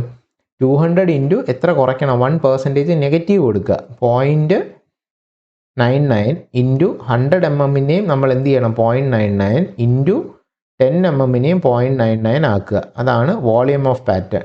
Divide by volume of cast ചെയ്യുമ്പോഴോ, കാസ്റ്റ് കിട്ടേണ്ടത് ഏതാണ്, സെയിം സൈസ് 100 ഇൻറ്റു 10. അപ്പോൾ ഈ 10ഉം ഇതും കട്ട് ചെയ്ത് കളയാം. അപ്പോൾ നമുക്ക് 0.99 ക്യൂബ് എന്ന് കിട്ടും. That is 0.97. So the correct answer is A. അപ്പോൾ ഇതൊരു ഇച്ചിരി കോൺട്രവേഴ്ഷ്യൽ ആയിട്ടുള്ള ഒരു ക്വസ്റ്റ്യൻ ആണ്. ഇവിടെ പ്ലസ്സോ മൈനസോ തരാത്തത് കൊണ്ട് ചില ആൾക്കാർ സോൾവ് ചെയ്ത് വന്നപ്പോൾ ഇത് 1.01 ഇട്ട് ചെയ്തവരും ഉണ്ട്. അപ്പം നമുക്ക് ആൻസർ 1.03 എങ്ങാനും കിട്ടും. അപ്പോൾ ഇങ്ങനെ ഒരു ഇഷ്യൂ എന്ന ക്വസ്റ്റ്യൻ ആണ്. അപ്പോൾ നിങ്ങൾ ശ്രദ്ധിക്കുക, ഗ്രേ കാസ്റ്റ് അയൺ ബ്ലോക്ക് ആണ് എഗെയിൻ ചോദിക്കുന്നതെങ്കിൽ വെദർ ഇറ്റ് ഈസ് +1 -1 ഇനി ക്വസ്റ്റ്യനിൽ തരും. അപ്പോൾ അതിനനുസരിച്ച് സെലക്ട് ചെയ്തെടുക്കുക. ഓക്കെ, ദെൻ അടുത്തൊരു ക്വസ്റ്റ്യൻ ആണ് properties to be possessed by pattern materials. ഇത് നിങ്ങൾക്ക് അറിയാവുന്ന ക്വസ്റ്റ്യൻ ആണ്. ഏതൊക്കെയാണ്, ലോ മോയ്സ്ചർ അബ്സോർപ്ഷൻ ആയിരിക്കണം, ലോ ഡെൻസിറ്റി ആയിരിക്കണം, good surface finish, ease of fabrication, low cost, high strength ആയിരിക്കണം, ഗുഡ് ഡയമെൻഷണൽ സ്റ്റെബിലിറ്റി ആയിരിക്കണം, ഗുഡ് വെയർ റെസിസ്റ്റൻസ് ആയിരിക്കണം. നമ്മൾ സാധാരണ പാറ്റേൺ മെറ്റീരിയൽ യൂസ് ചെയ്യുന്ന എന്തൊക്കെയാണ്, വുഡ് യൂസ് ചെയ്യും, മെറ്റൽ യൂസ് ചെയ്യും, പ്ലാസ്റ്റിക് യൂസ് ചെയ്യും, മെർക്കുറി യൂസ് ചെയ്യും. പിന്നെ അടുത്ത ഇമ്പോർട്ടൻ്റ് ആയിട്ട് അറിയേണ്ട ഒരു കാര്യം, മോൾഡ് മേക്കിംഗ്. മോൾഡ് നമ്മൾ എങ്ങനെയാണ് ഉണ്ടാക്കുന്നത്, ബേസിക്കലി മോൾഡിംഗ് സാൻഡ് ആണ് യൂസ് ചെയ്യുന്നത്.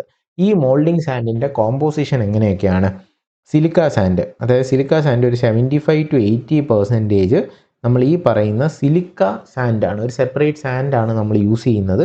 ഇതിനെ ബൈൻഡ് ചെയ്യാനായിട്ട് ഒരു 15 to 20% we use clay and ഇതിനെ എല്ലാത്തിനെയും കൂടെ ഒന്ന് മിക്സ് ചെയ്യാനായിട്ട് activates the clay and helps in bond formation we use 6 to 8% of sodium silicate. അപ്പോൾ ഈ ഒരു 3 ഇമ്പോർട്ടൻറ്റ് മെറ്റീരിയൽസ് യൂസ് ചെയ്തിട്ടാണ് നമ്മൾ എന്ത് ചെയ്യുന്നത്, we prepare the moulding sand. Okay, then what are the different types of sand. അതായത് green sand എന്ന് പറയുന്ന സാൻഡിൽ സിലിക്ക സാൻഡും ഉണ്ട്, ക്ലേയും വരും, വാട്ടറും വരും. ഡ്രൈ സാൻഡ് എന്ന് പറയുമ്പോൾ that is dried or baked before എന്താണ് പോറിംഗ് മെറ്റൽ. നമ്മൾ ഈ മോൾഡെല്ലാം ഉണ്ടാക്കി വെച്ചിട്ട് അതിനെ പിന്നെ എന്ത് ചെയ്യും, ഒന്ന് ഡ്രൈ ചെയ്തെടുക്കും, which gives better strength and dimensional accuracy. Then comes loam sand. High percentage of clay ആണ് used for making large moulds ഒക്കെ ഉണ്ടാക്കാനാണ് യൂസ് ചെയ്യുന്നത്. ഇനി അഡിറ്റീവ്സ് എന്ന് പറയുന്നത് ഇതിൻ്റെ പ്രോപ്പർട്ടീസ് ഇമ്പ്രൂവ് ചെയ്യാൻ യൂസ് ചെയ്യുന്നതാണ്. അതിൽ വുഡ് യൂസ് ചെയ്യും, കോൾ യൂസ് ചെയ്യും, സ്റ്റാർച്ച് യൂസ് ചെയ്യും. പോറോസിറ്റി, കൊളാപ്സിബിലിറ്റി ഒക്കെ ഇമ്പ്രൂവ് ചെയ്യാനാണ് വുഡ് പൗഡർ യൂസ് ചെയ്യുന്നത്. റിഫ്രാക്റ്ററിനെസ്, സർഫസ് ഫിനിഷ് ഒക്കെ ഇമ്പ്രൂവ് ചെയ്യാനായിട്ട് കോൾ പൗഡർ യൂസ് ചെയ്യുന്നു. സ്റ്റാർച്ച് സ്ട്രെങ്തും റെസിസ്റ്റൻസ് ടു ഡിഫോർമേഷൻ ഒക്കെ ആയിട്ട് സ്റ്റാർച്ച് യൂസ് ചെയ്യുന്നു. ഇതെല്ലാം ഒരു <2% നമ്മൾ ഈ ഒരു പ്രോപ്പർട്ടീസ് കിട്ടാൻ വേണ്ടി മാത്രമാണ് സ്പെയർ ചെയ്യുന്നത്. ദെൻ കംസ് ഈ പോറോസിറ്റി എന്ന് പറയുന്നത് നമ്മൾ ഈ ഹൈ മോൾട്ടൺ മെറ്റലിന് ഒഴിച്ചു കൊടുക്കുന്ന സമയത്ത് അതിൽ നിന്ന് ഒത്തിരി ഗ്യാസസ് എസ്കേപ്പ് ആവും. അപ്പോൾ ഈ എസ്കേപ്പ് ആവുന്ന ഗ്യാസസിനെ നമ്മൾ വിട്ടില്ല എന്നുണ്ടെങ്കിൽ ഇത് ഈ നമ്മൾ ഉണ്ടാകുന്ന കാസ്റ്റിൻ്റെ ഇടയിൽ എയർ ബബിൾസ് കയറിയിരുന്ന് നമുക്ക് കിട്ടുന്ന കാസ്റ്റിന് അവസാനം അകത്ത് ഫുൾ എന്തായിരിക്കും, ബ്ലോ ഹോൾസ് ആയിരിക്കും. ഇതൊരു ഡിഫക്റ്റാണ്. അപ്പം നമ്മൾ ഈ വരുന്ന എസ്കേപ്പ് ആവുന്ന ഗ്യാസസിനെ പ്രോപ്പറായിട്ട് കടത്തി വിടാവുന്ന ഒരു പ്രോപ്പർട്ടിയാണ് എന്തെന്ന് പറയുന്നത്, പോറോസിറ്റി എന്ന് പറയുന്നത്. അപ്പോൾ പോറോസിറ്റി നമ്മൾ ഉണ്ടാക്കി വെച്ചിരിക്കുന്ന ഒരു മോൾഡിന് ഉണ്ടോ ഇല്ലയോ അത് ബേസിക്കലി ഡിപ്പെൻഡ്സ് ഓൺ മോൾഡിങ് സാൻഡാണ്. അപ്പോൾ ഈ സാൻഡിൻ്റെ പോറോസിറ്റി മെഷർ ചെയ്യാനായിട്ട് അല്ലെങ്കിൽ ടെസ്റ്റ് ചെയ്യാനായിട്ട് ഒരു എക്യുപ്മെൻ്റ് ഉണ്ട്. ഇത് സ്ഥിരമായിട്ട് അതിൻ്റെ പെർമിയബിലിറ്റി നമ്പർ വെച്ചാണ് പറയുന്നത്. ഇത് ചോദിച്ചിട്ടുള്ള ക്വസ്റ്റ്യൻ ആണ്. അപ്പോൾ അതിനായിട്ട് ഈ ഒരു ടെസ്റ്റ് സെക്ഷൻ ഇതുപോലെ നമ്മൾ ചെയ്യും. എത്ര വോളിയം ഓഫ് മോൾഡിങ് സാൻഡാണ് നമ്മൾ എടുക്കുന്നത്, ഈ നമ്പേഴ്സൊക്കെ വളരെ ഇമ്പോർട്ടൻ്റ് ആണ്. 2000 cubic centimetres of moulding sand എടുക്കുന്നു. ഇതിൻ്റെ ഡയമീറ്റർ എത്രയാണ്, 5.08 സെൻറ്റിമീറ്റർ ആണ്. ഹൈറ്റ് എത്രയാണ്, അതും 5.08 സെൻറ്റിമീറ്റർ ആണ്. എന്നിട്ട് ഇവിടെ നമ്മൾ കൊടുക്കുന്ന പ്രഷർ അറ്റ്മോസ്ഫിയറിക് പ്രഷറിനെക്കാട്ടി ഹയർ ആയിട്ട് എത്ര വേണമെങ്കിലും പ്രഷർ കൊടുക്കാം. എന്നിട്ട് ഈ പ്രഷർ എത്ര ടൈമിൽ നമ്മൾ കൊടുക്കുന്ന, ഇപ്പോൾ ഒരു 5 ബാറാണ് ഇവിടെ കൊടുക്കുന്നതെങ്കിൽ ആ 5 ബാർ എത്ര ടൈമിൽ ഇവിടെ അറ്റ്മോസ്ഫിയറിക് പ്രഷർ ഈ ഗേജ് നമ്മൾ നോക്കിക്കൊണ്ടിരിക്കും, എത്ര ടൈം കൊണ്ടാണ് ഇത് തീരുന്നത്. അപ്പോൾ ഇവിടെ ഇക്വേഷൻ കണ്ടോ, വോളിയം ഇൻറ്റു അതായത് 2000 into 5.08 divided by pressure into area എന്താണ് 5/4 ഇൻറ്റു 5.08 സ്ക്വയർ. ഇതൊരു സിലിണ്ട്രിക്കൽ സെക്ഷനാണ് എടുക്കുന്നത് കേട്ടോ. സിലിണ്ട്രിക്കലായിട്ട് എടുത്തു കഴിഞ്ഞാൽ 5.08 സ്ക്വയർ ഇൻറ്റു ടൈം എത്രയാണ്? ടൈം നമുക്ക് കണ്ടുപിടിക്കാം. നമ്മുടെ സ്റ്റോപ്പ് വാച്ച് വെച്ച് കണ്ടുപിടിച്ച് കഴിഞ്ഞാൽ നമ്മുടെ സ്റ്റാൻഡേർഡ് സ്പെസിമെൻ പെർമിബിലിറ്റി നമ്പർ കണ്ടുപിടിക്കുന്ന ഇക്വേഷനാണ് 501.28 ഡിവൈഡഡ് ബൈ എന്താണ് PT. അപ്പോൾ ഈ ഇക്വേഷൻ വെച്ച് നമുക്ക് എന്ത് കണ്ടുപിടിക്കാം? ഈ ഒരു ഇക്വേഷൻ റിമെമ്പർ ചെയ്ത് കഴിഞ്ഞാൽ we can find permeability number. അപ്പോൾ 2 അൺനോൺ ആണ് അതിൽ വരുന്നത്. ഒന്ന് നമ്മൾ കൊടുക്കുന്ന ഇൻലെറ്റ് പ്രഷറും, 2 എത്ര ടൈമാണ് ഇത് ആംബിയൻ്റ് ആവാൻ വേണ്ടി മാറുന്നത്. ഈ 2 കണ്ടന്റ് അറിയുക. ദെൻ ഓരോ പ്രോപ്പർട്ടി ആയിട്ട് ഞാൻ നേരത്തെ റിഫ്രാക്റ്റീവ്നെസ്, അഡ്ഹേസീവ്നെസ്, കൊയ്സീവ്നെസ് ഇതൊക്കെ പറഞ്ഞു. ഇതെന്താണെന്ന് ബേസിക് ഡെഫിനിഷൻ അറിഞ്ഞിരിക്കുക. അഡ്ഹേസീവ്നെസ് എപ്പോഴും അറിഞ്ഞിരിക്കുക. അതർ മെറ്റീരിയൽസ്, നമ്മുടെ സ്വന്തം സാൻഡും ഇപ്പോൾ മോൾഡിംഗ് ബോക്സോ റൈസറോ ഒക്കെ ആയിട്ട് അതിന് വേറൊരു മെറ്റീരിയലായിട്ട് എത്രത്തോളം ഒട്ടിയിരിക്കുന്ന ആ ഒരു കൺസെപ്റ്റിനെയാണ് എന്തെന്ന് പറയുന്നത് അഡ്ഹസീവ്നെസ്. റിഫ്രാക്റ്റീവ്നെസ് എന്ന് പറയുന്നത് is the property to withstand very high temperatures. Collapsibility എന്ന് പറയുന്നത് നമ്മളിത് എല്ലാം കഴിഞ്ഞതിന് ശേഷം പിന്നെ ഈ സാൻഡിനെ സെപ്പറേറ്റ് ചെയ്തെടുക്കുമ്പോൾ എത്ര ഈസിലി അത് പൊടിഞ്ഞു പോകുന്നു എന്നുള്ളതാണ് എന്തെന്ന് പറയുന്നത് റിഫ്രാക്റ്റീവ്നെസ്. ദെൻ ഫ്ലോബിലിറ്റി എന്ന് പറയുന്നത് നമ്മളിത് കുഴിച്ച് ചെയ്യുന്ന സമയത്ത്, നമ്മൾ റാം ചെയ്യുന്ന സമയത്ത് ഇത് എല്ലാ സ്ഥലത്തോട്ടും സ്പ്ലിറ്റായി പോകണം. അപ്പോൾ ആ ഒരു പ്രോപ്പർട്ടിയാണ് എന്തെന്ന് പറയുന്നത് ഫ്ലോബിലിറ്റി എന്ന് പറയുന്നത്. കൊഹസീവ്നെസ് എന്ന് പറയുന്നത് സെയിം സാൻഡും സാൻഡ് പാർട്ടിക്കിൾസുമായിട്ട് അട്രാക്റ്റ് ആയിട്ടിരിക്കുന്നതിനെയാണ് നമ്മൾ കൊഹസീവ്നെസ് എന്ന് പറയുന്നത്. ഓക്കെ. ദെൻ ഈ പെർമിബിലിറ്റിയുടെ ഒരു ക്വസ്റ്റ്യൻ ആണ്. ഞാൻ പെർമിബിലിറ്റി എന്താണ് ചോദിച്ചിരിക്കുന്നത്? Permeability of a moulding sand was determined using a standard AFS sample by passing 2000 cc volume of എടുത്തിരിക്കുന്നത് എത്രയായിരുന്നു? 2000 cc of air at a pressure of 10 grams per centimeter square. If the time taken for the air to escape was 1 minute, find out the permeability number. Permeability number നമ്മുടെ equation എന്താണ്? 501.28 divided by pressure into time. That is 501.28 divided by 10 into 1. അത് മിനിറ്റ്സിലാണ് time എടുക്കേണ്ടത്. So 50.128 എന്ന് കിട്ടും. This is our permeability number. Okay, ഇത് previous year question ആയിരുന്നു. ഒരു പ്രാവശ്യം ഗേറ്റിന് ചോദിച്ചിട്ടുണ്ട്. അപ്പോൾ ഈ നമ്പർ അറിഞ്ഞാലേ നമുക്ക് സോൾവ് ചെയ്യാൻ പറ്റുള്ളൂ. ഓക്കെ, ഇനി ലൊക്കേഷൻ ഓഫ് റൈസർ. നമുക്ക് റൈസർ ഇപ്പം നമ്മളൊരു പാറ്റേൺ കണ്ടു കഴിഞ്ഞാൽ ഇവിടെയാണ് റൈസർ വച്ചിരിക്കുന്നത്, ഇവിടെയാണ് നമ്മുടെ റണ്ണർ ഇരുന്നത്, റണ്ണറും റൈസറും. അപ്പോൾ ഈ റൈസർ നമുക്ക് എപ്പോഴും ഒരു പോയിന്റിൽ തന്നെ വെച്ചാൽ മതിയോ, അതോ റൈസറിന് നമ്മൾ മാറ്റി മാറ്റി വെക്കേണ്ട കാര്യമുണ്ടോ? ഇപ്പോൾ റൈസർ ഇങ്ങനെ ഇരിക്കുന്ന ഒരു പാറ്റേൺ ആണ്, കാസ്റ്റാണ് നമ്മൾ ചെയ്തെടുക്കുന്നതെങ്കിൽ റൈസർ നമ്മൾ ഇവിടെ വയ്ക്കണോ ഇവിടെ വയ്ക്കണോ, എവിടെയാണ് നമ്മൾ റൈസർ വെക്കേണ്ടത്? ഓക്കെ, ക്വസ്റ്റ്യൻ മനസ്സിലായോ? നമ്മൾ പൊസിഷൻ ഓഫ് റൈസർ എങ്ങനെ ഡിസൈഡ് ചെയ്യും?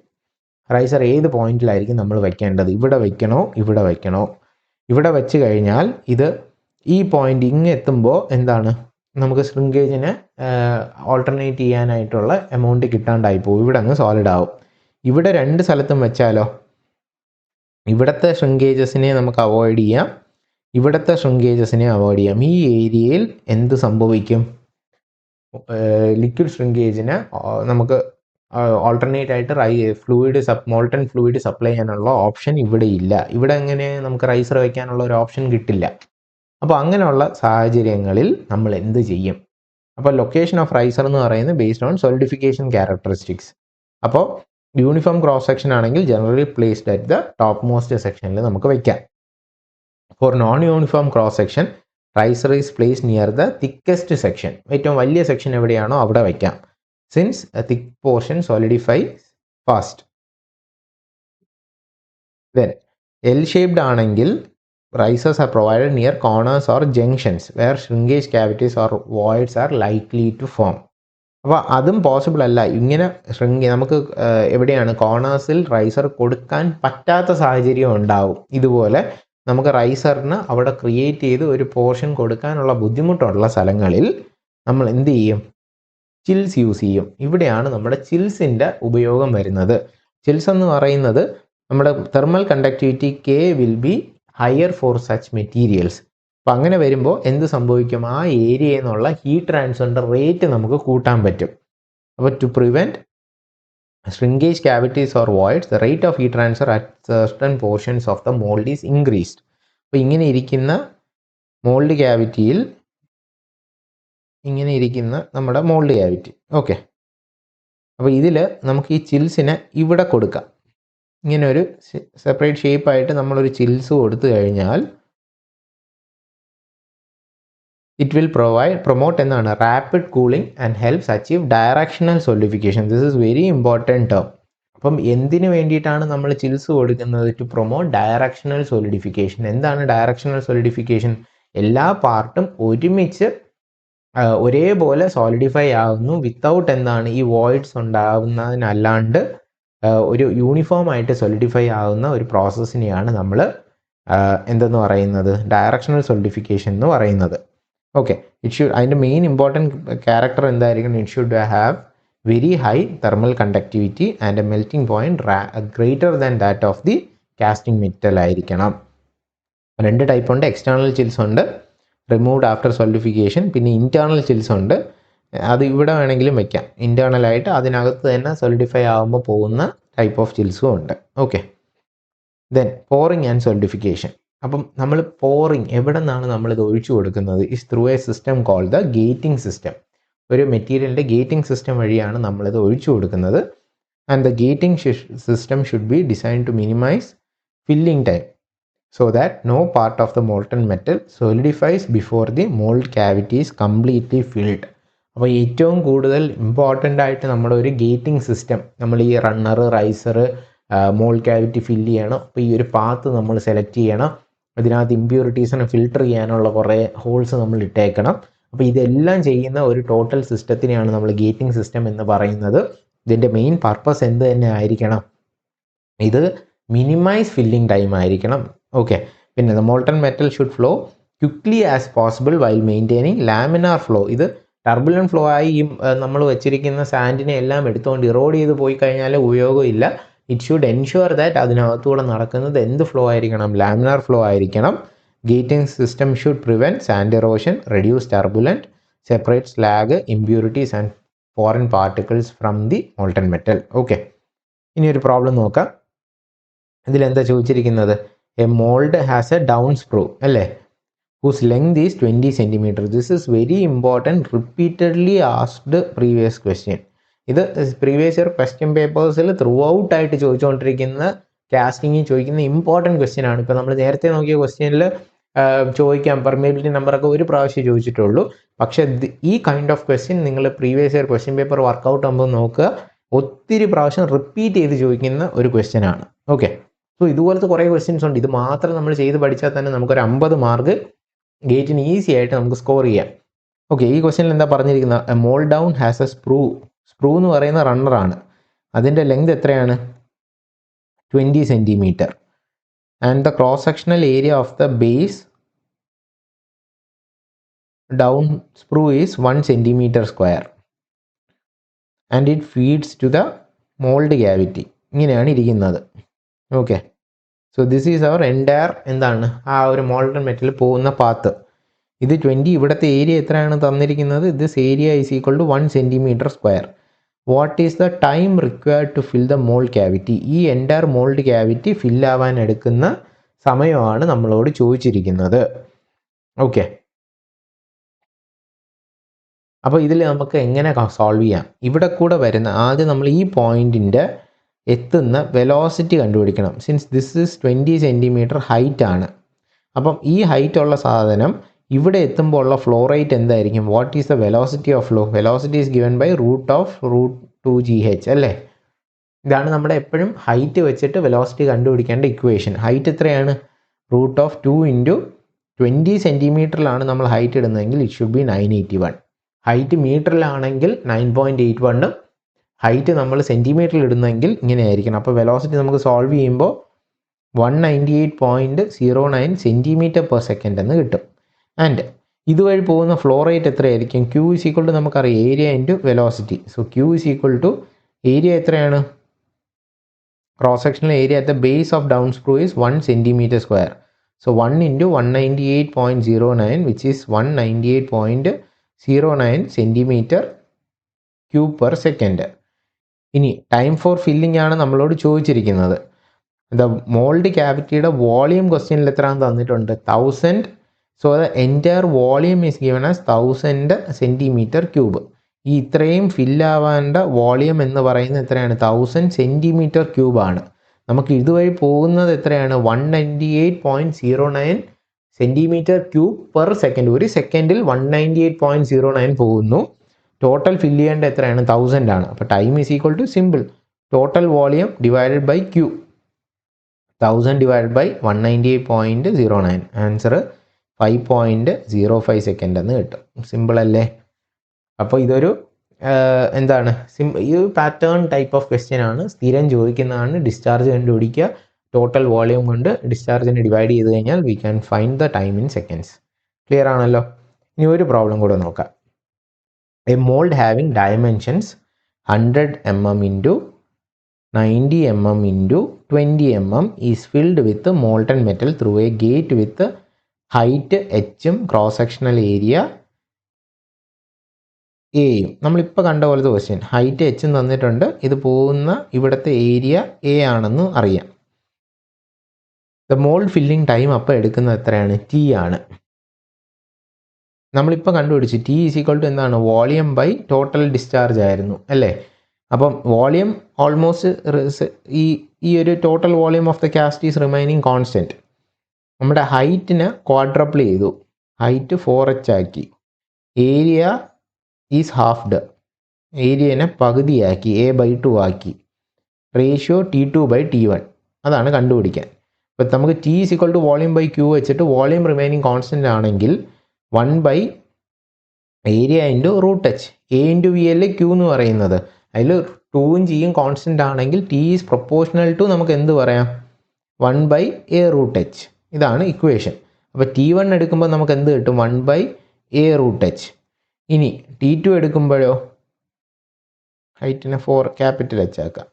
അപ്പോൾ 1/aക്ക് പകരം എന്ത് കൊടുക്കണം? a/2 ഇൻറ്റു റൂട്ട് എച്ചിന് പകരം √4h കൊടുക്കുക. അപ്പോൾ T2 എന്ത് കിട്ടും? സെയിം 1/a√h തന്നെ കിട്ടും. അപ്പോൾ T1 നമ്മുടെ ചോദിച്ചിരിക്കുന്നത് T2/T1 ഈസ് സെയിം. അപ്പോൾ 1 ആണ് ആൻസർ. ഓക്കെ. സോ ഇതും ഒരു പ്രാവശ്യം ചോദിച്ച ക്വസ്റ്റ്യൻ ആണ്. എളുപ്പമല്ലേ? അപ്പോൾ നമുക്ക് കറക്റ്റായിട്ട് അപ്പോൾ ആ ലോജിക്കലായിട്ട് ആലോചിച്ച് എന്തിനെ ഫോളോ ചെയ്യുന്നു എന്ന് അറിഞ്ഞു കഴിഞ്ഞാൽ ഇത് ചെയ്യാൻ വളരെ എളുപ്പമാണ്.